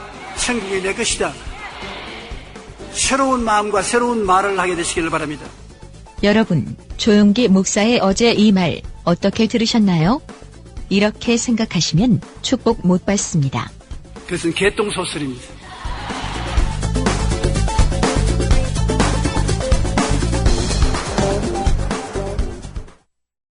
노종면의 뉴스바와 함께하고 계신 지금 시각은 7시 50분입니다. 이 시각 간추린 뉴스입니다. 천주교 정의구현 사제단 시국미사의 후폭풍이 거세게 일고 있습니다. 지난 금요일 전주교구 원로신부는 이번 사태의 핵심인 이명박 전 대통령을 구속해야 하며 책임있는 박 대통령도 퇴진해야 한다고 주장했지만 여권은 전주교구 원로신부의 연평도와 NLL 발언에 집중 공세를 펼치고 있습니다. 서울 명동성당에 폭발물을 설치했다는 협박 전화를 건 60대가 경찰에 붙잡혔습니다. 다행히 폭발물은 없었고 협박 전화를 한 남성은 천주교 정의구현 사제단의 연평도 포격 도발 발언에 화가 나 범행했다고 진술했습니다. 천주교 정의구현 사제단 전주교구 사제들의 대통령 사퇴 촉구 미사를 둘러싸고 논란이 확산되는 가운데 서울대 교구장인 염수정 대주교가 평신도는 그리스도인으로서 정치에 참여해야 하지만 교리서는 사제의 직접적인 정치 개입을 금지한다는 입장을 밝혔습니다. 중국이 발표한 방공식별구역이 우리 측 구역과도 일부 겹치는 것으로 확인됐습니다. 특히 한중 간 영유권 분쟁 지역인 이어도 상공이 겹치지만 정작 우리 구역에서는 제외돼 있어 논란이 예상됩니다. 정부는 유감을 표시하면서 중국 정부와 이 문제를 협의하겠다고 밝혔습니다. 문영표 보건복지부 장관 후보자가 미성년자를 유흥 접객원으로 쓰다 적발된 업소에서 법인카드를 결제한 사실이 드러났습니다. 이 업소는 문 후보자가 이용한 해에 2번이나 유흥 접객원 고용으로 적발된 적이 있습니다. 국민은행에서 연일 묵은 비리가 터져나오고 있습니다. 도쿄지점 비자금 의혹 사건, 본점 직원의 90억 원 횡령 사건에 이어 보증부 대출 이자 환급 문제까지 3건의 특별검사를 동시에 받게 됐습니다. 이란의 핵무기 개발 의혹을 둘러싸고 대립했던 미국과 이란의 협상이 타결됐습니다. 이란의 핵 프로그램을 중단하는 대신 경제 제재를 풀어준다는 것이 핵심입니다. 서울대공원에서 사육사가 호랑이에게 물려 중태에 빠졌습니다. 서울대공원 측은 사육사가 문을 제대로 닫지 않고 먹이를 주다가 사고가 난 것으로 보고 있습니다. 서울과 경기도 해양지방을 중심으로 강풍특보가 내려졌습니다. 현재 기온 서울이 7.4도, 전주 10도, 부산 12도입니다. 낮 기온은 서울 6도, 광주 10도, 대구 12도로 어제보다 3도에서 7도가량 낮겠습니다. 지금까지 이 시각 간추린 뉴스 아나운서 김희주였습니다.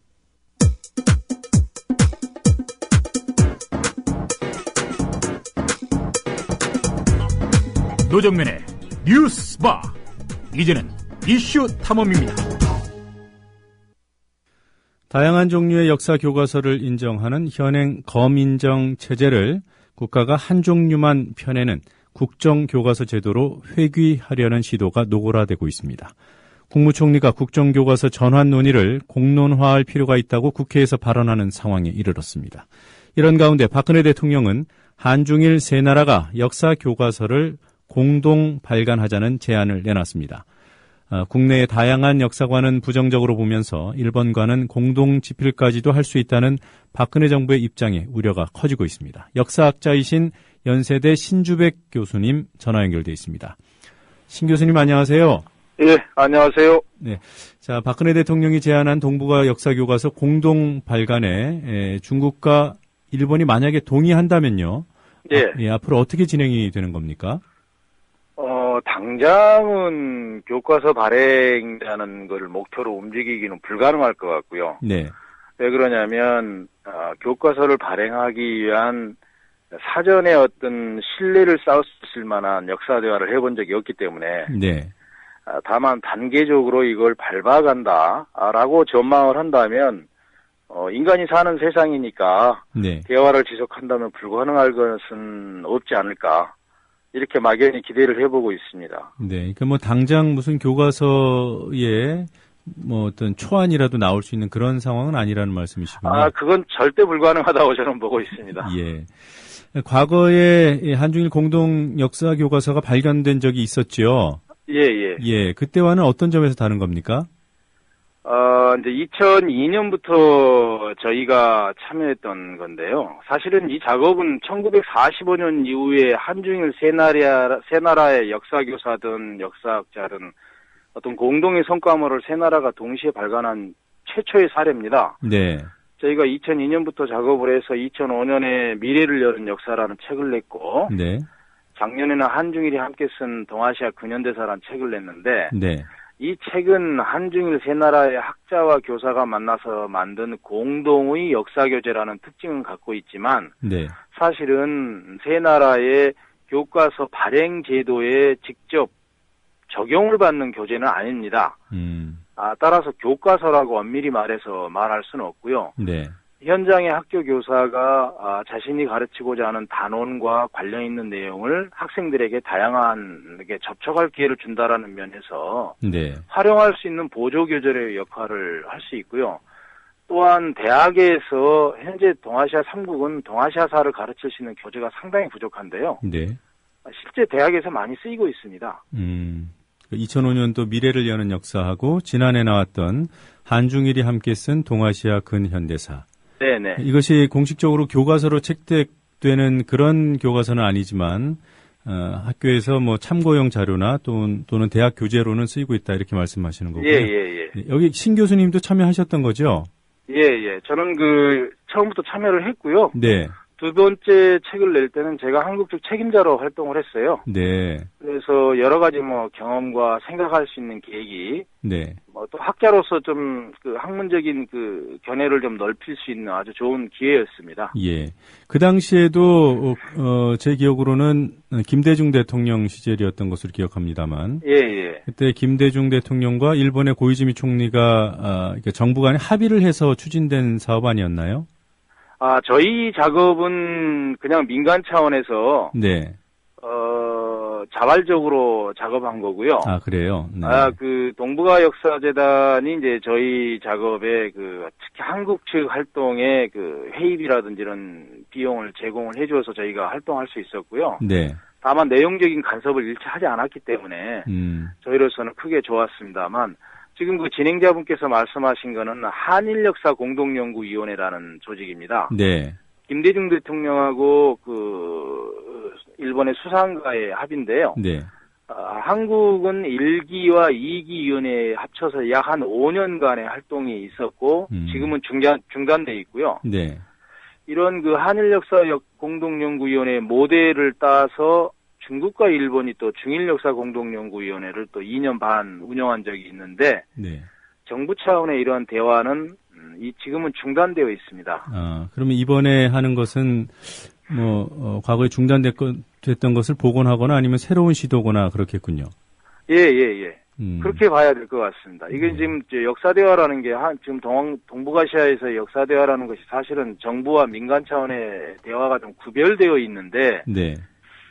한국이 과연 그렇게 구별하면서 가는 것을 저는 개인적으로는 좋은 현상이라고 보지만 네. 정부 차원에서 그 한중일의 역사 대화를 해나갈 때 민간의 경험과 이런 그 노하우를 과연 그 부정하면서 갈 수 있을까? 그거는 좀 아닐 거라고 봅니다. 그 민간 차원의 그런 경험들을 존중하면서 갈 것이다. 그렇게 해야만 될 네. 거라고 봅니다. 네. 제가 우려하는 거는 네. 역사 대화의 경험이라는 게 단순히 학자들끼리 만나서 이렇게 학문적인 견해를 토론한다고 그래서 되는 것도 아니고요. 예. 또 실무진에 얼마 전에 언론에 보니까 어떤 신문에 보니까 과거에 한일역사공동연구원에서 했던 경험이 있기 때문에 실무진을 꾸리기가 쉬울 것이다라고 말을 했는데 네. 실무진을 꾸리기가 쉬운 것도 쉽지 않을 겁니다. 왜 그러냐면 네. 2개국 간의 대화와 3개국 이상을 넘어가는 다자간 대화는 기본 틀이 다릅니다. 그런 부분까지 정말 고려하는 것인지 저는 잘 모르겠어요. 그런 네. 것을 고려한 발언인지 어쩐지는 모르겠지만 상당히 차원이 다른 거기 때문에 고민을 좀 하셔야 될 거예요. 정부 측에서. 예, 이게 정말로 실효성 있는 제안이기 위해서는 상당히 복잡한 과정이 전제된다 이렇게 보시는 거군요. 예, 실무 차원에서도 그렇고요. 사실은 이제 그 정부가 이걸 임하는 자세가 네. 좀 달라야 된다고 보는데 과연 그럴까라는 데 의문이 드는 게 한일역사공동연구원의 경험 때문입니다만 역사 대화를 단순히 학문 간의 대화이기도 하지만 한국의 입장에서는 한일 간의 그 꼬여있는 네. 역사적인 학문적 논점에 대한 해결과 내지는 뭐 합의가 중요한 거 아니겠습니까? 예. 사실은 이거는 과거사 청산이라는 맥락에서 봐야 되는 거예요. 네. 다시 말하자면 일본이 이런 문제를 푸는 과정에서 한국과 일본의 인식의 차이를 좁힌다. 그랬을 때 그 인식의 차이를 좁히는 항목 중에 핵심적인 것이 한국에 대한 식민지 지배와 침략과 관련되어지는 논점의 차이인데 일본이 이 부분에 대해서 접근한다라는 것은 과거사 청산을 전제로 한다라는 자세가 있어야 되거든요. 네. 그것이 없으면 안 된다라는 거예요. 그런데 그동안에 1기, 2기 위원회 때는 분명히 그것이 없었습니다. 예. 제가 2기 위원이었기 때문에 제가 2기 위원이 16명이었는데요. 일본 네. 16, 한국 16명. 제가 그 위원 중에 한 사람이었어요. 저는 특히나 교과서를 담당했어요. 네. 제 경험에 의하면 일본은 분명히 그게 없었습니다. 그러면 이 역사 대화는 역사 교과서 만드는 거는 절대 불가능합니다.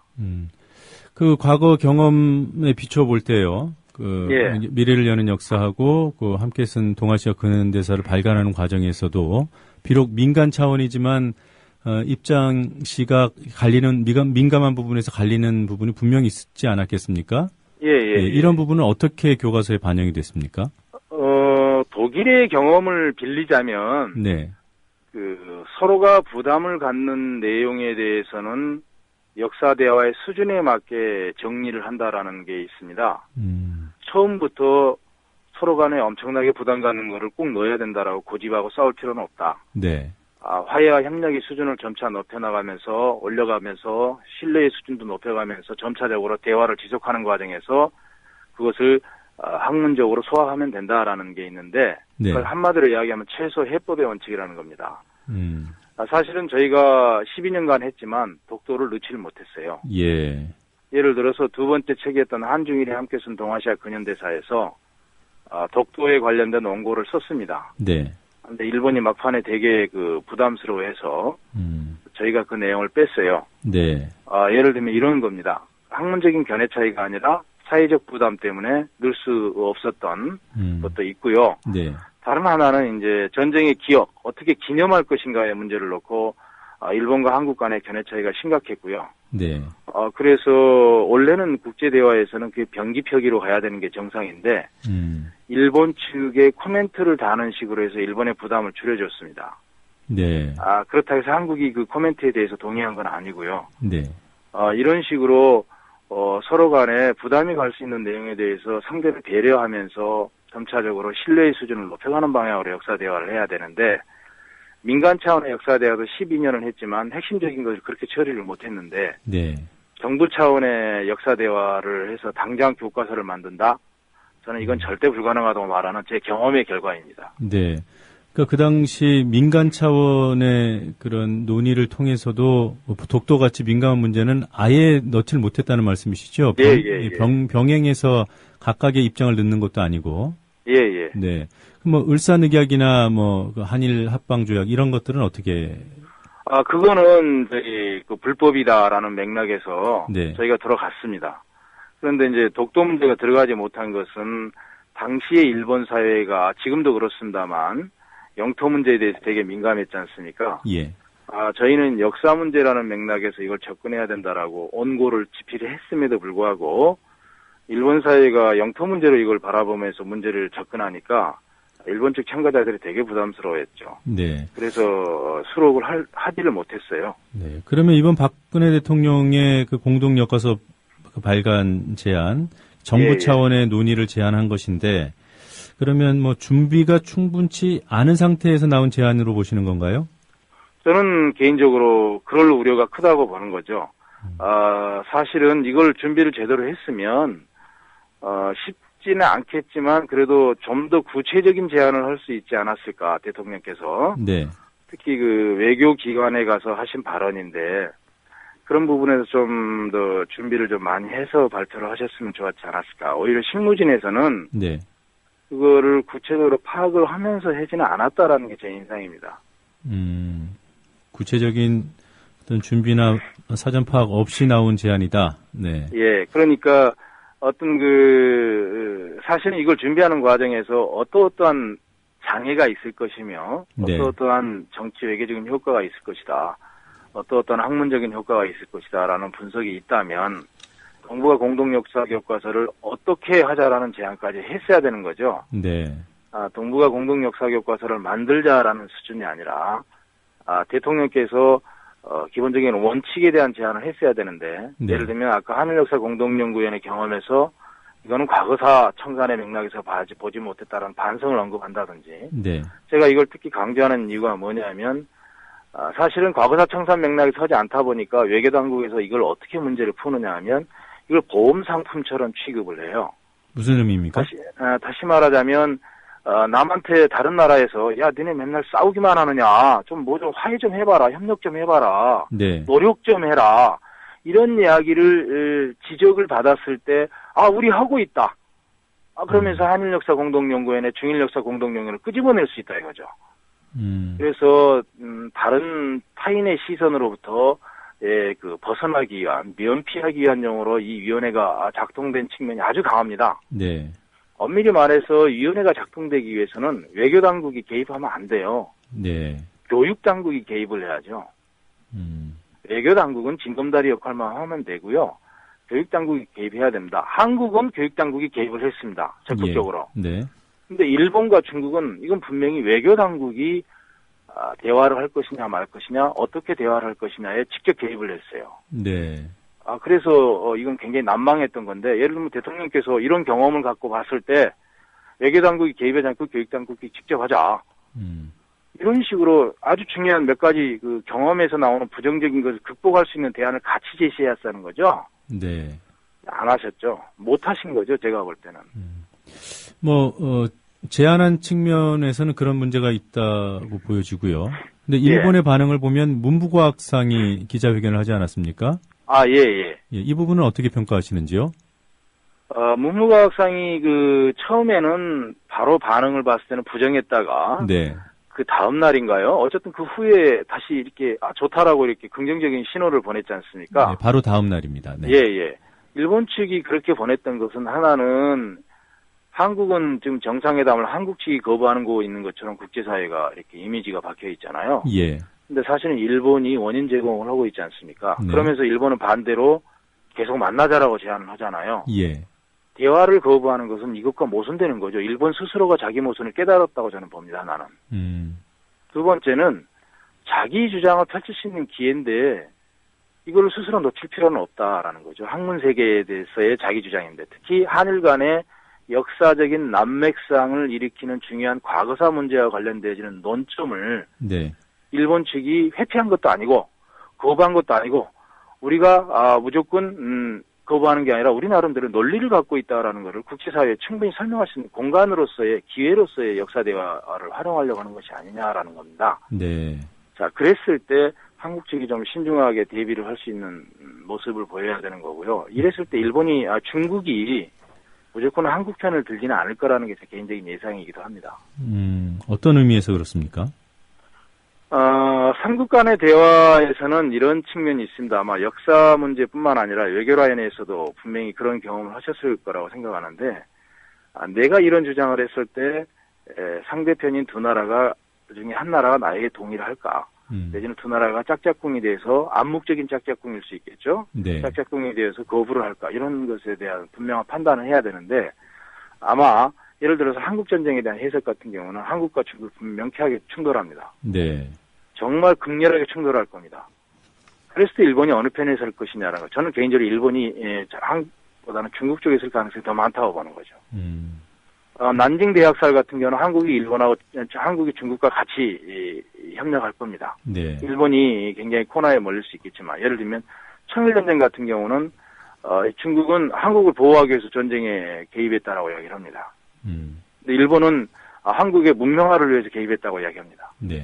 세 나라가 합의를 못 볼 성격이 있는 것이죠. 각자가 자기의 근거가 있는 거죠. 이처럼 청일전쟁, 남경대학살, 한국전쟁의 해석에서 세 나라의 위치가 굉장히 달라질 수 있다. 네. 라는 겁니다. 그래서 한일 간의 역사 대화, 한중일 간의 역사 대화를 하면 중국이 꼭 한국 편만을 들 건 아니라는 것이죠. 네. 그러니까 지금 교수님 말씀 들어보면요, 민간 차원도 아니고 정부 차원에서 공동 교과서를 만든다. 그리고 네. 이렇게 역사적으로 아픔을 겪었던 나라들이 그렇다라고 한다면 과거사를 청산해서 화해의 시대를 열어가겠다는 좀 더 적극적이고 그런 의지가 있어야 되고 또 그런 분위기가 무르익어야만 가능한 것이 아닐까 이런 생각이 드네요. 예. 그렇지 않고는 안 됩니다. 한국이 독일의 50년도 이야기하고 독일 폴란드의 50년, 독일 프랑스의 한 70년의 역사 대화의 경험을 막 언급하는데요. 예. 실제 중요한 포인트를 놓친 것 중에 하나는 독일은 이걸 통해서 나치의 과거의 실수를 되풀이하지 않겠다라는 것을 국제사회에 끊임없이 신호를 보냈다라는 거예요. 네. 독일이 그러한 나치 청산에 대한 의지가 없었으면 역사 대화는 불가능한 겁니다. 그렇죠. 네. 자, 한국이 놓치고 있는 거는 바로 이 지점이에요. 그러니까 이 제안은 일본이 해야 그나마 그 실효성이 있는 제안 아니겠습니까? 원래대로 따지면 일본이 해야 되는데요. 네. 그건 당연하게 일본이 해야 되지만 저는 한국이 해도 상관없다고 봅니다. 네. 오히려 왜 그러냐면 역사 대화에는 내용적으로는 학문의 영역이지만 형식에서는 국제정치의 영역입니다. 네. 그래서 그것을 가지고서 한국이 이런 학문적인 형식과 내용을 국제정치 사회에서 특히 동북아시아 국제관계에서 어떤 풀어가기 위한 지렛대로 활용한다고 한다면 한국이 능동적으로 역사 대화를 제안할 수도 있고 네. 풀어갈 수도 있다고 봅니다. 특히 우리는 분단 국가이기 때문에 네. 이런 문제를 능동적으로 풀 필요가 있다고 저는 생각합니다. 근데 지금 일본의 반응에서도 알 수 있듯이 그 대환영이라는 입장을 밝힘으로 인해서 뭐라고 할까요? 외교적으로 혹시라도 이렇게 거부적인 예. 대화를 거부하는 그 모양새가 되는 것을 스스로 떨치게 해줬고요. 우리 정부가. 예. 그리고 또 일본이 역사 주장을 할 수 있는 어떤 실리적인 공간을 마련해주는 그런 측면도 있는 것 같고요. 예. 그러면 뭐라고 할까? 정치 외교적으로 보면 좀 우리 제안이 일본의 입지를 좀 강화해주는 방향이 되지 않을까 이런 우려가 들거든요. 유불리를 떠나서 이 문제를 보면요. 네. 그 역사 대화는 예를 들어서 3, 4년의 외교 게임이다라고 하면 분명히 한국이 불리할 수 있습니다. 네. 그런데 만약에 이거를 10년, 20년 끌고 가는 외교 게임이라고 본다면 한국은 절대 불리할 수 없습니다. 왜 그러냐면 동북아시아에서 현재 긴장의 가장 중요한 긴장의 요소는 네. 정치적인 마찰도 아니고 군사적인 갈등도 아니고 경제적인 갈등도 아닙니다. 지금 가장 중요한 건 역사 문제가 동북아시아의 국제관계를 기본적으로 잡고 있는 아킬레스건이에요. 네. 이 문제를 풀어간다라는 것은 동북아시아에서 긴장 국면을 완화시켜준다는 것이고 네. 한국의 입장에서는 단순히 한중일 간의 역사대화 문제를 풀어나간다라는 그런 부분뿐만 아니라 긴장을 완화시켜 나간다라는 문제뿐만 아니라 네. 사실은 분단 문제를 풀어갈 수 있는 남북관계를 풀어나갈 수 있는 중요한 외교적 환경을 만들어낸다라는 데 있거든요. 네. 역사대화는 절대로 단순히 일본의 역사인식 문제만을 갖고 한다라는 생각으로 접근하면 안 됩니다. 네, 네. 그냥 남북관계 문제를 푼다라는 주변 환경을 풀어나간다라는 데서 유리한 조건을 조성해 준다는 맥락에서 본다면 장기적으로는 한국이 절대 손해볼 수 있는 외교 테이블에 그러니까 대화의 주제 내지는 안건은 아닌 거죠. 네. 좀 장기적으로 볼 수 있고 좀 종합적으로 볼 수 있는 안목과 의지가 좀 필요하다고 보는 거죠. 네. 뭐 교수님 말씀은 원론적으로 충분히 이해가 됩니다만은 예. 이런 우려가 있는 거죠. 최근에 교학사 교과서 어떤 역사 왜곡 논란이 국내에 있지 않았습니까? 예. 좀 더 구체적으로 말씀드리면은 뉴라이트 역사 인식이 교과서에까지 침투해 들어가는 이런 문제를 학계에서 우려하고 계신 것으로 압니다. 예, 저도 동의합니다. 저도 우려하고 있습니다. 그렇다면 만약에 지금 정부가 예를 들어서 교학사 교과서 같은 것을 옹호하는 입장이라면, 지금 뭐 국정교과서 얘기도 하고 있고요. 그러면 한중일 공동 교과서 발간을 논의하는 그 자리에, 이른바 뭐 뉴라이트 역사학자들을 추천해서 집어넣는 그런 일들도 우려되지 않나요? 충분히 그럴 가능성이 있습니다. 저는 충분히 그럴 가능성이 있다고 보고, 왜 그러냐면, 과거에 1, 2기 한일역사 공동연구위원회 위원 선정 과정도 이렇게 보면, 학문적인 것도 고려가 되었지만, 제가 알기로는 청와대 라인에서 위원이 최종적으로 낙점이 되는 걸로 알고 있어요. 그러면 이것도 마찬가지일 거라는 거죠. 그러면 지금 진행자분께서 말씀하시는 정도의 그런 우려사항이 충분히 현실성이 있고요. 저도 그럴 우려를 하고 있습니다. 다만 이제 그렇게 위원이 선정되려는 과정에서 한국 측이 어떤 태도를 취할 것이냐라는 건데 위원이 선정되기 전과 선정된 후에 이거는 명쾌해야 될 것 같습니다. 어떤 위원들이 위원으로 선정돼야 되느냐라는 것이죠. 그랬을 때 이제 가장 중요한 거는 학문적 성취도입니다. 하나는 학문적 성취도고요. 두 번째는 학자적 양식입니다. 이 두 가지 원칙의 부분에 위배되는 사람이 있다면 그거는 분명히 문제 제기를 해야 되는 거죠. 예를 들어서 제1기 한일역사공동연구원의 위원장은 애초에 김대중 정부가 염두에 뒀던 분이 되지를 못했습니다. 그 부분은 바깥에서의 우려를 제기를 했고 적절하지 않다라고 문제 제기를 해서 바뀌었던 거죠. 그 최종 선정되기 전에 저는 이런 식으로 해서 한국 민간 차원에서든 언론 차원에서든 견제를 해야 된다고 보는 거고요. 만약에 그렇지 그걸 거부하면서 끝까지 넣었을 때, 저는 일본 측이 절대 만만한 사람을 위원으로 선정할 거라고 보지 않습니다. 1기하고 2기의 일본 측 위원들을 보면 상당히 학문적인 역량을 갖추신 분들이었고, 평소에 제가 책이나 논문을 통해서 알던 분들이었어요. 거의 대부분이. 이분들을 상대해야 한다라고 한다면, 저는 그런 면에서 한국 측의 신우익의 인사들 가운데 상대할 만한 역량 있는 사람이 과연 몇이나 될까? 라는 부분에 대해서 개인적으로 회의를 갖고 있습니다. 역사학계에서는 최소한 역사학계 인사들 가운데서는 회의를 갖고 있기 때문에 막상 이제 현실에 직면했을 때는 쉽지 않을 것이다, 인선이. 이렇게 생각합니다. 그건 교학사 교과서의 수준을 보고서 이미 증명이 됐다고 보는데요. 잘 알겠습니다. 오늘 시간이 다 돼서 여기까지 말씀을 듣도록 하겠습니다. 고맙습니다. 감사합니다. 수고하세요. 지금까지 연세대 신준백 교수님과 함께 역사교과서 문제에 대해 얘기 나눴습니다. 공정한 시각, 따뜻한 관찰. YTN 해직 기자 노종면의 뉴스바. 이제는 초대석으로 함께합니다.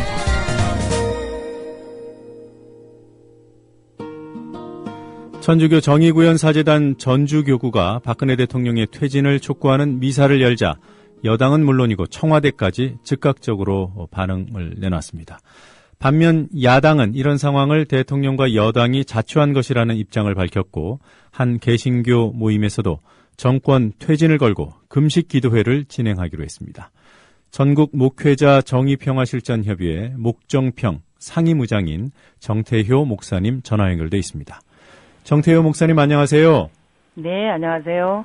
네, 우선 그 목정평 전국 목회자 정의평화실천협의회 어떤 단체인지요? 네, 저희는 전국적으로 조직된 목회자 조직인데요. 네. 천주교회에서 정의구현 사제단 그러면 같은 운동을 계속 해왔던 저희는 목회자 조직으로서 교회 갱신과 하나님의 정의와 평화를 오늘의 역사 속에서 실천하는 것을 목적으로 하는 목회자 단체입니다. 네. 1984년에 출범했나요? 네. 꽤 오래됐군요. 예. 이 모임에 함께 하시는 분들이 어느 정도나 됩니까? 저희 조직이 전국적인 조직이고, 그런데 이제, 어느 정도 그동안 그 유신 정권 이후로 네. 좀, 편안해졌잖아요. 그래서 지역 조직들이 좀 잠정적으로 휴지돼 있고, 이렇게 된, 그런 상황이어서, 네. 전체를 어떻게 됐다, 이렇게 몇 명이다, 이렇게 이야기하기는 조금 어렵습니다. 예. 참고로 최근에 있었던 그 국정원 대선 개입 사건과 관련한 그 목회자들의 그 시국 선언에는 몇 명이 동참하셨던 거죠? 저희가 천인 선언을 했었는데 네. 1120명이 동참했습니다. 예, 그때는 목정평에서 단독으로 한 건 아니고 아니죠. 여러 개 기독교 단체가 함께 공대회를 만들었던 거죠? 예. 예, 알겠습니다. 자, 그 목정평의 상임 의장이 되신 게 언제던가요?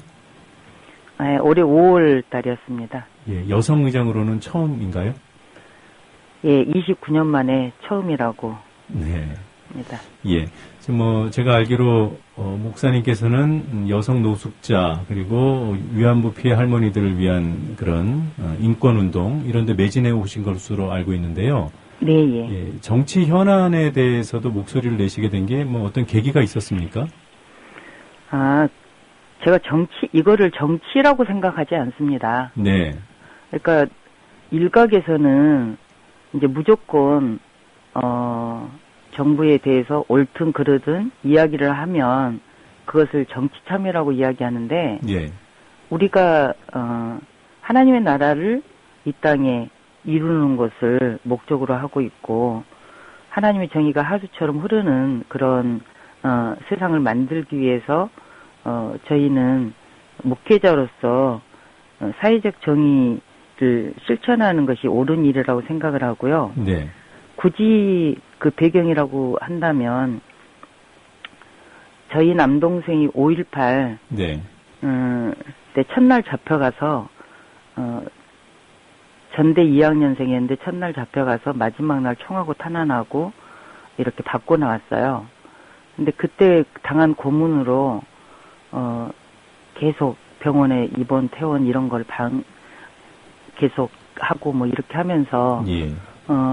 지금은 이제 퇴원해서 납병원에서 퇴원해서 이렇게 생활은 정말 잘 하고 있지만 그러나 지금 53살인데 아직 취업도 못했고 결혼도 못했고 그리고 그때 당시에 전대 경제과 그러면은 100% 취업이었는데 취업하면은 1차는 합격하고 2차는 떨어지고 계속 그랬는데 나중에 그게 예. 5.18 거기에 들어가 있어서 그게 안 돼 있다. 이렇게 이야기가 나왔거든요. 이른바 사상 검증에 걸린 거군요. 그런 것 같아요. 네. 그런데 정말 우리 남동생이 그렇게 어떤 행위를 해서 잡혀갔다. 그런다 그래도 문제가 그렇게 할 수가 없는 일인데 그게 우리 강주 쪽에서는 한 10여 년 동안 침묵할 수밖에 없었어요. 그때는 한때 막 그런 이야기까지 있었잖아요. 5.18에 대한 이야기를 택시 안에서 하면 택시 기사한테 차 한 대씩 줬다 막 이런 이야기를 할 정도까지 굉장히 침묵할 수밖에 없는 이런 현실 속에서 저희 가족이 지금껏 겪어온 그런 아픔을 또 다른 가족들, 또 다른 이웃들이 그런 아픔을 겪을 수는 없다고 생각을 합니다. 네, 어떤 가족이 5.18 때문에 피해를 입어서라기보다는 그런 진실에 대해서 침묵하는 경험이 굉장히 힘드셨군요. 네. 예, 알겠습니다. 자, 목정평이 대통령 퇴진을 촉구하는 그 금식 기도회를 연다고 들었는데 공식 결정이 된 상황인가요? 저희가 이제 그 중앙위원회 네. 결정이 한 번 더 남아 있는데 네. 우리는 저희 의장단은 네. 이제 의장단이 4명인데 그 공동의장이 3명, 상임의장 저 1명 이렇게 하는 의장단과 총무는 네. 우선은 함께 참여하기로 했습니다. 네네. 그래서 중앙위원회에서 혹시 부결될지라도 네. 저희는 시작을 해서 함께 하나님의 정의가 이 땅의 하수처럼 흐르는 일을 해야 된다. 사실 그 바닷물에 그 소금이 2.8%밖에 되지 않잖아요. 예.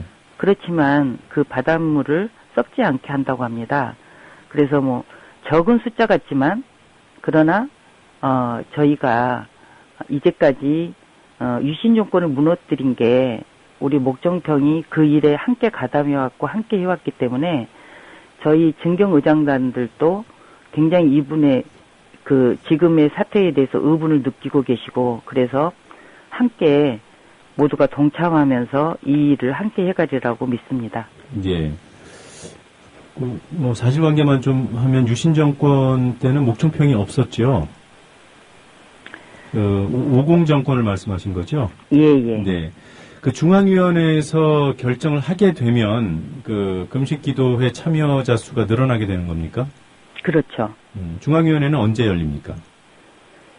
이번 주 저희가 목요일 열립니다. 예, 알겠습니다.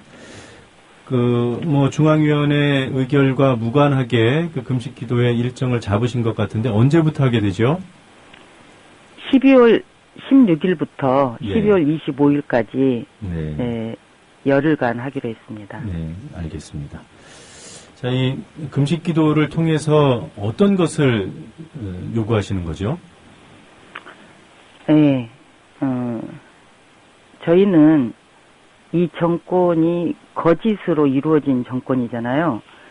그리고 트윗이 지금 121만 건을 넘어섰다. 이렇게 이야기한 것은 네. 기계까지 그것은 만들어서 아예 작정을 하고 한 일이기 때문에 이거는 박근혜 대통령이 특검도 하지 않고 국정조사를 하기로 거기에 합의한 여러 가지 부분에 대해서 지키지 않고 있기 때문에 이거는 박근혜 대통령도 무관하지 않다 이렇게 여기고 있기 때문에 저희는 대통령 퇴진, 네. 부정선거 이제까지 거기에 함께 된 모든 사람들이 처벌을 받고 국가정보원도 당연히 있어서는 안 되겠죠. 예, 그러니까 관련자 처벌과 대통령 퇴진을 요구하시는 거군요. 네. 네. 그 정의구현 사재단 그 전주교구가 그 대통령 퇴진 미사를 지난주에 열었잖아요. 네. 예, 그때 박근혜 대통령 지지자들, 여권 지지자들 사이에서 격앙된 반응이 나오고 심지어는 그 명동성당에 폭탄물을 설치했다는 협박 소동까지 있었는데요. 네. 만약에 그 서울 광장에서 이렇게 공개된 장소에서 오랫동안 금식 기도를 하면 좀 위험하지 않겠습니까? 지금 분위기를 보면. 과연 그럴까요? 저는 네. 지금 저희가 1월부터 해서 국정원 진상조사위원회를 꾸려가지고 계속 기도회도 하고 그리고 파이낸스 앞에서 목요기도회도 해왔고 그리고 서울광장에서 또 릴레이 기도회도 하고 다양하게 이런 것들을 해왔는데요. 예. 서울광장에 얼마나 많은 사람들이 촛불에 나오는지 네. 또 이것에 지지를 하고 있는지 그리고 양재역부터 청와대까지 얼마나 곳곳에서 계속 정말 노동자들이 서민들이 자기네의 진정성을 위해서 몸부림치며 그런 기도회가 아니라 집회를 하고 있고 자기 권리들을 외치고 있는데 네. 그것에 대해서 전혀 언론에 보도되지 않잖아요. 언론에 보도되지 않다고 정의를 향한, 그럼 50%가 그렇다고 이야기하면 50%는 그냥 잠잠한, 아무 소리를 안 하는 그런 모습일까요? 전부 다 같이 하지만 일상에 자기 생활 속에 들어가 있지, 저희를 지켜보고 함께하는 50%가 분명히 있다고 생각합니다.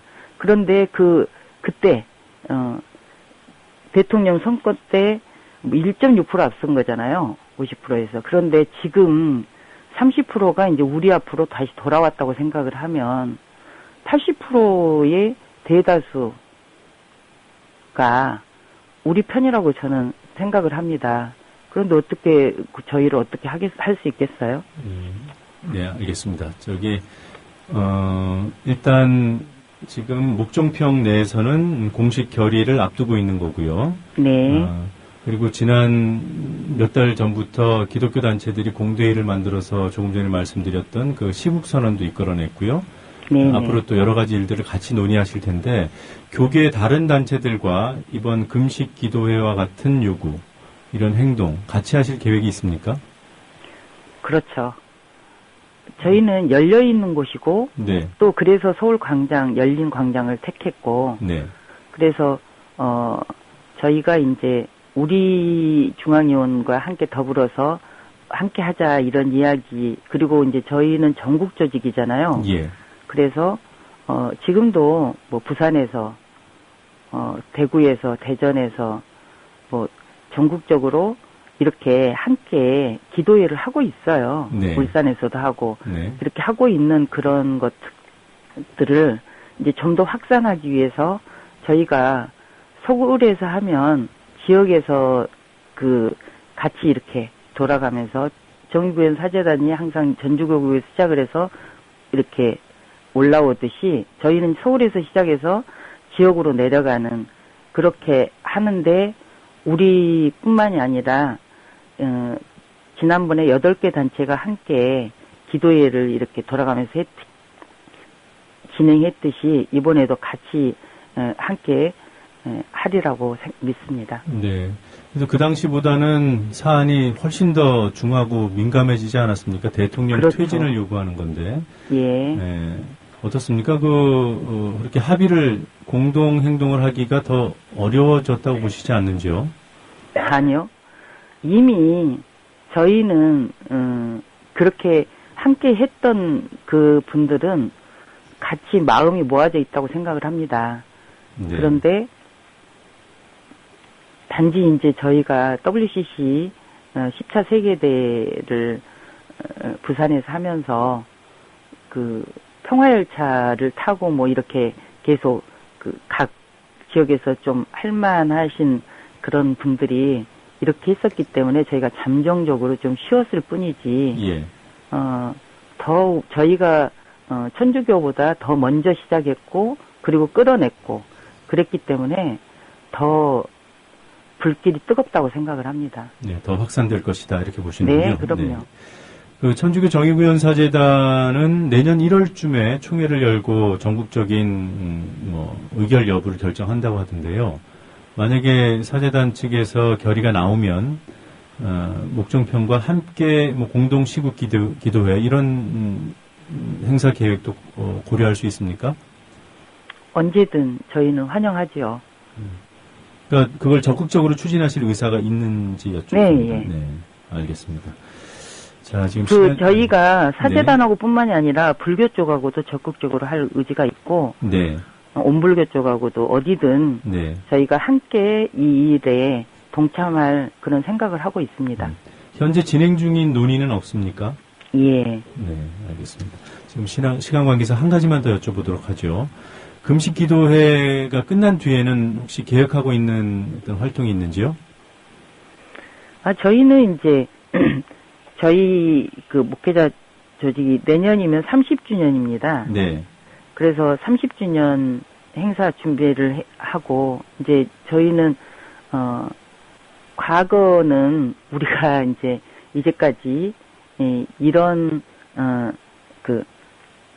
정치 참여가 아니라 저희는 이제 정치와 종교가 분리되고 그래서 우리가 하나님의 정의가 하수처럼 흐르는 그런 세상이 되도록 하면서 우리는 우리 일상인 목회자 영성을 더 만들어내고 함께하면서 우리가 그 목회자들이 정말 목회를 잘 할 수 있는 그런 일상적인 그런 걸로 계속 가야 되겠죠. 네, 그러니까 이렇게 사회, 정치 이런 복잡한 문제들 물론 중요해서 활동하시겠지만 그만큼 일상으로 돌아가고 싶다는 말씀은 이 사회에 생각하시는 그런 정의가 구현되기를 바라시는 거죠?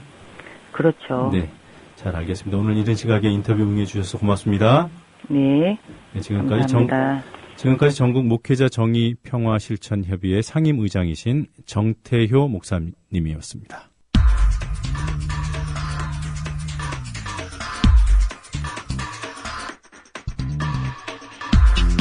소리로 듣는 시사만평, 새로운 시사 풍자 프로그램 시사 에너그램 공갈입니다.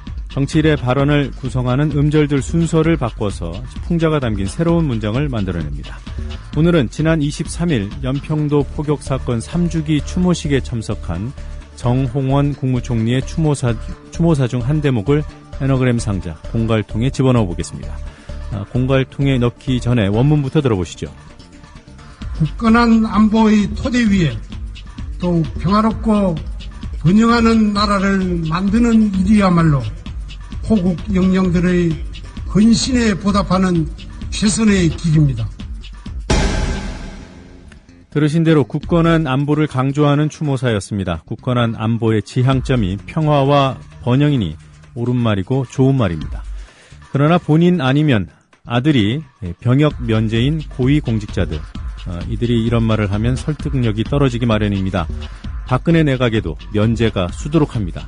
정홍원 총리는 아들이 병역 면제, 법무장관과 국토부, 농림부 장관은 본인이 면제입니다. 이번에 인사청문회를 치른 검찰총장과 감사원장 후보자도 아들 또는 본인이 면제입니다.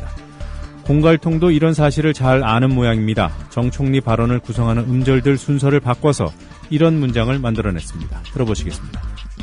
고령신하 니들 입대하는 일이야말로 평화 국헌 안에서 더욱 굳건한 영토 보호의 길 위에 의롭다는 번영 나라를 만드는 최선의 보답. 평화 국헌 안에서 더욱 굳건한 영토 보호의 길 위에 의로운 번영의 나라를 만드는 최선의 보답이 무엇일까요? 공갈통은 고령신하, 나이 많은 신하들 입대하는 일이라고 합니다. 여러분 생각은 어떠십니까? 원문과 에너그램 문장 이어서 들어보겠습니다. 시사 에너그램 공갈이었습니다. 굳건한 안보의 토대 위에 더욱 평화롭고 번영하는 나라를 만드는 일이야말로 호국 영령들의 헌신에 보답하는 최선의 길입니다. 고령신하 니들 입대하는 일이야말로 평화 국헌 안에서 더욱 굳건한 영토 보호의 길 위에 의롭다는 번영 나라를 만드는 최선의 보답.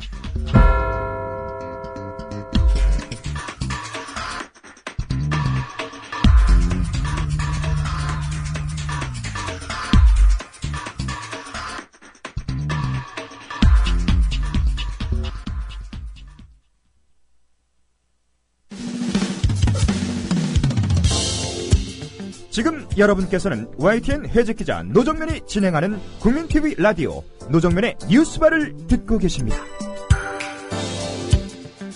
가짜 특종이 판치는 언론 환경에서 진짜 특종의 의미를 함께 생각해보는 특종의 진수 시간입니다. 얼마 전에 변영섭 문화재청장이 취임 8개월 만에 경질됐습니다. 언론은 숭례문 부실 복원 때문이라고 했지만 MB정부가 저지른 일의 책임을 변 청장에게 묻는다는 것이 이상합니다. 최근 문화재에 관한 중앙일보의 특종들과 연관이 있는 게 아니냐는 시각이 있습니다. 중앙일보에 잇따른 문화재 관련 특종들 살펴보겠습니다. 미디어스 김한 기자 나와 계십니다. 안녕하세요. 네, 안녕하세요. 변영섭 청장의 사퇴 그리고 중앙일보 어떤 관계가 있는 겁니까? 예, 그 변영섭 전 청장이 이제 숭례문 부실공사에 대한 대응 부재 등의 이유로 전격 경질됐습니다. 예. 근데 앞서 말씀하셨듯이 숭례문 이제 그 보고는 변 청장 재임 시절에 있었던 일이 아닌데요. 네. 오히려 이제 뭐 그때 부실이 있었다면 변 청장이 지금 그걸 바로 잡으면 되는 위치에 있는데 그 책임을 물어서 경질을 한 것입니다. 변 청장의 경질은 지난 11일 이제 박근혜 대통령이 6박 8일간의 유럽 순방 직후에 숭례문 부실복구 등에 대한 이제 문화재 보수 사업에 대한 논란을 철저히 조사하고 책임 소재를 밝히라 이렇게 지시를 내리면서 이제 시작됐는데요. 예. 이 국면 전체를 중앙일보가 주도했습니다. 중앙일보는 7일, 8일, 9일, 11일 이렇게 4일에 걸쳐서 집중적으로 그 문화재 관련 기사를 일면 헤드라인에 배치를 했습니다. 예. 그래서 이제 한 기자는 한이 맺혔냐 문화재 이런 표현을 쓰기도 했는데요. 그래서 뭐 일간지가 4일 연속 내리 이제 문화재 관련 보도를 일면에 배치하는 굉장히 이례적인 일이죠. 네. 그래서 뭐 이런 것들이 이제 변 청장의 사태에 결정적인 역할을 했다 이런 평가들이 나오고 있습니다. 네, 뭐 이날뿐만이 아니더군요. 이 이전에도 네. 뭐 숭례문 복원 문제에 관해서 보도를 했었고요. 그래요. 뭐 한이 맺힌 문화재 보도 이런 표현이 선뜻 이해는 돼요. 네. 네, 이런 표현이. 네. 한이 맺혔, 무슨 한이 맺혔을까요?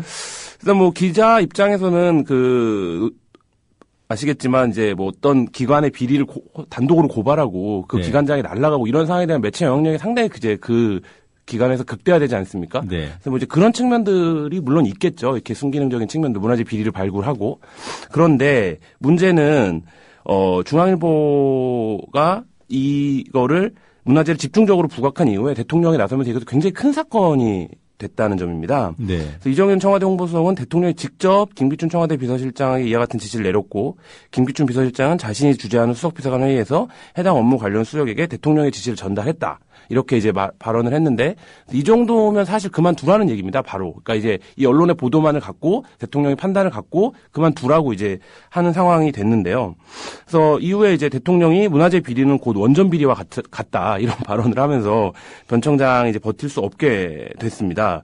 그래서 이 중앙일보가 이 국면 자체를 어쨌든 자기네가 특별지팀을 꾸려서 조율해 가고 그 결과물을 본 기사를 본 대통령이 직접 지시를 해서 청장이 날아가는 뭐 이런 상황이 되어버린 셈입니다.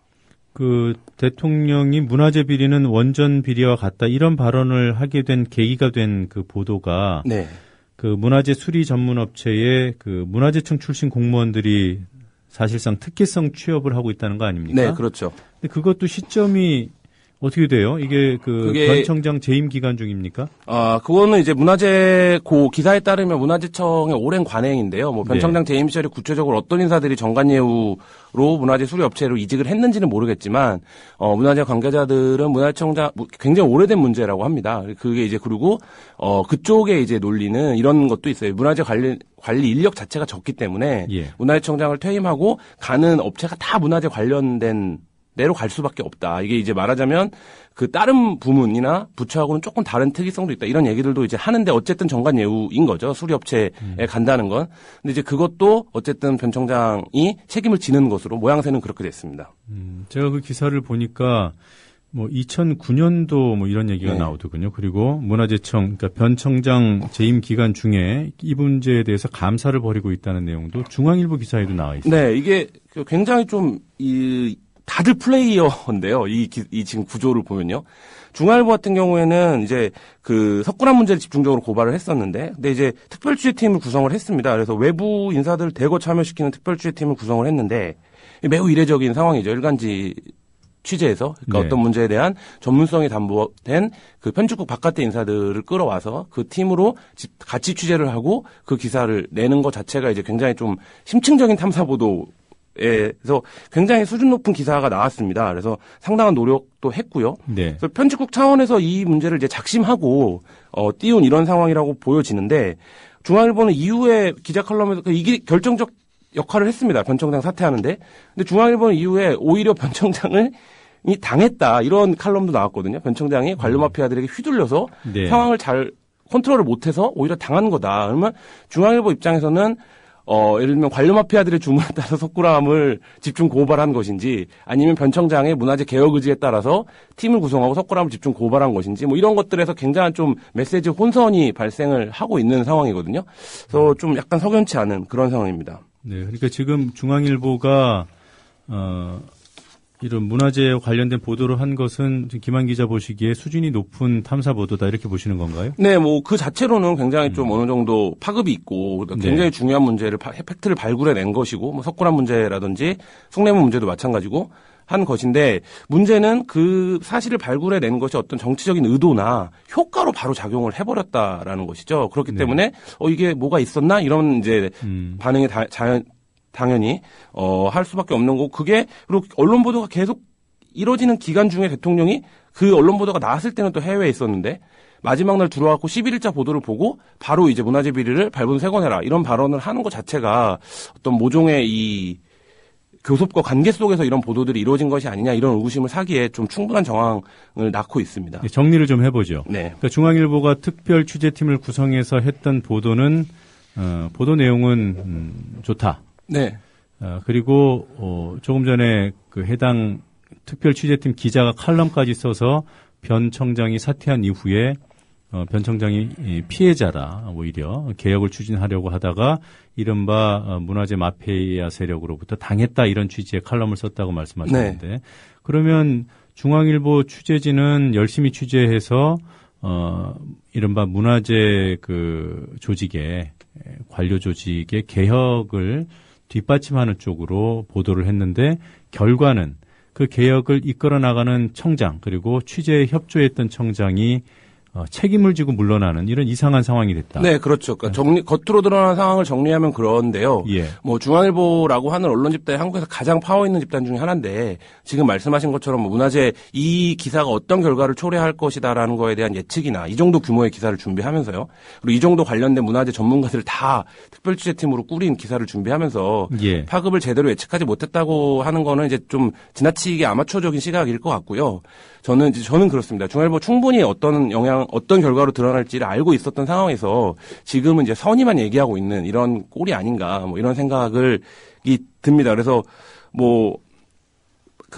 어쨌든 한국적 그 행정의 그거에서 문제가 드러나면 청장이 책임을 지는 것이고, 이 청장을, 이제 그런 결정적인 혐의를 제가 생각하는 이유는 변 청장이 중앙일보 지면에 등장한 적도 있습니다. 이 기간 중에 대담을 한번 했거든요. 네. 근데 그 중앙일보 질문 자체가 굉장히 공격적입니다. 그러니까 이 변 청장을 사실상 이제 취조한다라는 느낌이 들 정도로 굉장히 몰아세우거든요.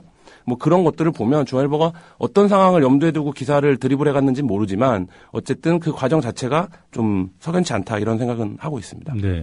여하튼 지금 표면적으로 그러니까 중앙일보가 분석해낸 경질의 배경은 뭡니까? 그거가 이제 뚜렷하게 밝히지는 않고 있는데요. 이후에도. 그러니까 네. 지금 여러 가지 몇 가지 그러니까 아까 말씀드린 취재팀에 포함됐던 에디터가 쓴 칼럼을 보더라도 네. 썰을 언급하고 있거든요. 네. 뭐 문화재 마피아들에게 당한 것 같다. 네. 뭐 순진하다. 뭐 이런 표현들을 쓰면서 뭐 실무 요령에 밟지 못해 휘둘렸다. 네. 뭐 이런 표현들을 쓰고 있는데 사실 이제 그러면 이거는 사실 문화재 마피아들이 대통령이 직접 언급을 해서 이제 경질이 된 건데 뭐 이런 거에 정확하게 부합하는 설명은 아니거든요. 그리고 중앙일보 입장에서도 자기네가 엄청나게 이제 이 상황을 몰고 가서 청장이 날아갔는데 이거에 대한 뚜렷한 원인 분석을 해내지 못하고 있다. 이런 것도 사실 좀 납득은 잘 안 가는 그런 네. 상황입니다. 여기 특별 취재팀에 참여했던 외부 전문가들은 어떤 입장입니까? 그러니까 외부 전문가들도 상당히 좀 애매한 얘기들을 하는데요. 황평호 소장 같은 분은 이제 문화재 개혁 관련해서 좀 어쨌든 활동을 계속 하셨던 분인데, 이분도 이제 관료 마피아의 파워게임에서 개혁 세력이 진 거다 이렇게 표현을 했거든요. 네. 그리고 앞서 서미경 청와대 문화체육비서관의 경질도 마찬가지 맥락이었다. 자기가 알기론. 네. 뭐 이런 얘기를 했는데, 근데 이제 이 황평호 소장의 논리대로라면 자기가 말하자면 관료 마피아들이 짜놓은 판에 들어가서 특별 취재원을 한 거거든요. 그러고 나서 거기서 열심히 이제 석굴암이나 숭례문의 문제를 고발을 해서 이제 스피커로 활동을 하시다가 변 청장이 그만두니까 결국엔 변 청장이 마피아들의 게임에서 진 거다 이렇게 표현을 하는 거는 사실 좀 어폐가 있지 않나. 그리고 저도 아까 말씀드린 것처럼 이 모두가 플레이어인 상황인 것 같더라고요. 중앙일보도 그렇고 그 특별 취재팀에 참여하신 분들도 그렇고 뭐 그런 느낌이 좀 들었습니다. 근데 본인들 입장에서는 좀 억울할 수 있지 않겠어요? 본인들은 그야말로 취재 협조를 하고 그 취재 기획의 방향이 옳다고 봐서 어떻게 보면은 변청장의 문화재청 내부 개혁을 지지하는, 사실 뭐 석굴암 문제라든가 숭례문 복원 문제라든가 이런 것들이 기존 관료 조직의 문제하고 연결되지 않습니까? 네. 거기서 중요한 게 이제 중앙일보의 포지셔닝인데요. 네. 중앙일보가 사실 문화재청과 관련해서 여러 가지 뭐 직접적인 뭐 간접적인 이런 밀월 관계들 같은 것들이 일부 지적이 됐던 적이 있습니다. 네. 그래서 작년 국감 같은 경우에서는 이제 문화재청이 중앙일보 홍석현 회장에게 특혜를 주고 있다는 의혹이 제기가 됐는데요. 네. 그 중앙일보 홍석현 회장의 부인이 이사장으로 있는 아름지기 재단이라는 문화재 관련 이제 단체가 있습니다. 네. 그래서 거기에 그 사옥을 건립하는 과정에서 여러 가지 이제 그 문화재가 발굴이 됐는데 그 문화재청이 아름지기 재단의 사옥 건립을 허가했다 이런 것들이 이제 폭로가 됐었습니다. 네. 그리고 이제 뭐 막교환 문제 이런 것들도 있었는데요. 그 중앙일보 땅과 그 문화청이 통이동 땅을 문화재청이 이제 발굴 조사를 해야 되는 지역인데 이걸 막교환해 주는 걸 승인하고 뭐 이런 건도 있었는데. 통의동이죠. 네. 네. 그래서 뭐 하여튼 그런 관계들이 중앙일보 그 홍석현 회장의 부인인 이신영균 씨가 문화재 관련해서 굉장히 파워가 있는 인물입니다. 연균 씨죠. 예. 씨요. 네. 예. 그래서 그 굉장히 파워가 있는 인물이고 그 내셔널 트러스트라고 하는 문화재 복원 운동도 굉장히 오랫동안 참여를 했고요. 그리고 네. 이 문화재 관련해서는 꽤 적극적으로 활동을 해오고 계신 분입니다. 그래서 이분이 굉장히 이제 문화재에도 관심이 많으시고 뭐 이런 관계들이 중앙일보가 이 건뿐만 아니라 유독 편집국이 문화재에 관심이 많거든요.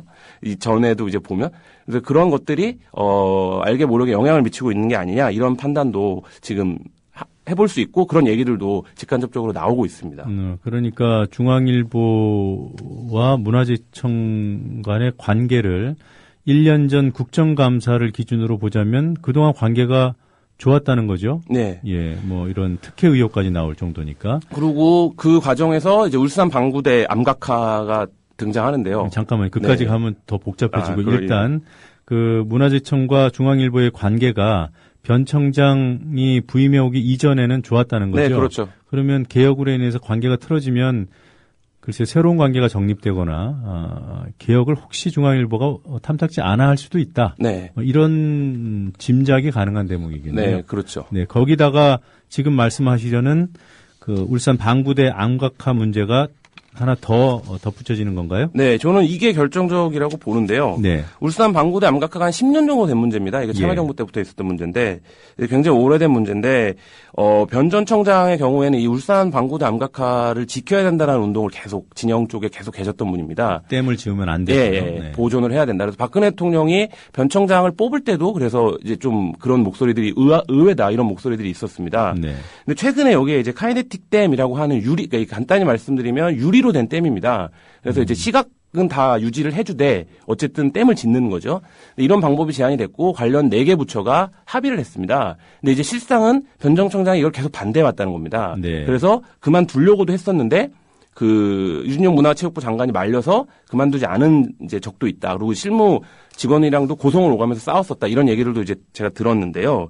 근데 문제는 이 카이네틱 댐 제안을 또 중앙일보가 했다는 겁니다. 그래서 이제 그 카이네틱 댐 설치를 통한 방구대 암각화 보조는 중앙일보가 이제 최초로 제시를 했는데 이 설치를 제안한 이제 하민선 선진엔지니어링 종합건축사무소 대표이사에 따르면 한 학생이 이걸 제안을 했다랍니다. 거기 카이네틱 댐 설치를 해보면 어떠냐 수업 중에. 그래서 이걸 아이디어를 보완해서 중앙일보에 제안했고 중앙일보가 이걸 대대적으로 그때 한번 보도를 했었습니다. 카이네틱 댐 설치를 하면 대안이 될 수 있다. 그리고 그게 이제 지역구 의원인 강길부 의원이 연락을 해와서 새누리장을 통해서 정부의 공식적인 안으로 채택이 됐다라는 거거든요.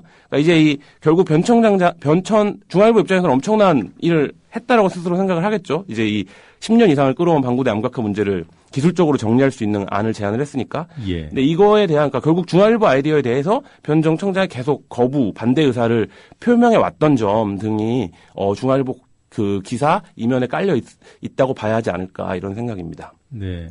이 문화재를 보존해야 된다는 입장과 예정대로 이곳에 댐을 건설해야 된다는 입장이 맞서 있는 상황이고 지금 말씀하신 카이네틱 댐이라는 것은 일종의 보완책이 되겠죠. 네, 그렇죠. 네, 이 부분에 대해서도 변영섭 전 청장은 반대 입장을 견지해왔고 이런 카이넥틱댐이라는 아이디어를 최초로 제안하고 지지했던 언론사가 중앙일보여서 이 둘 사이의 관계가 이런 부분을 미뤄볼 때는 좀 좋지 않았을 것이다 이렇게 보는 것이죠. 네, 뭐 어쨌든 중앙일보가 변 청장 사퇴의 배후다 뭐 이렇게 단정하기는 어려운 상황이고요. 다만 한 가지 짚어보고 싶은 것은 좀 이례적으로 문화재 관련 보도가 많이 나왔고 또 실제로 대규모 특별 취재팀을 운영했단 말이에요. 중앙일보 내외를 아우르는 그 특별 취재팀의 기사가 변 청장 사퇴 이후에 추가됐습니까? 더 있었습니까? 없습니다. 팀이 공식 해체됐습니까? 그것까지는 제가 확인을 못했는데, 그게 해체를 선언하고 이런 팀은 아닐 테니까요. 근데 네. 어쨌든 변 청장 사퇴 이후에는 특별한, 7, 8, 9, 10일 이렇게 일면으로 계속 치고 나갔을 때에 비해서는, 별다른 활동은 없는 상태입니다. 네, 알겠습니다. 오늘 여기까지 듣도록 하겠습니다. 지금까지 미디어스 김한 기자였습니다. 고맙습니다. 네, 감사합니다.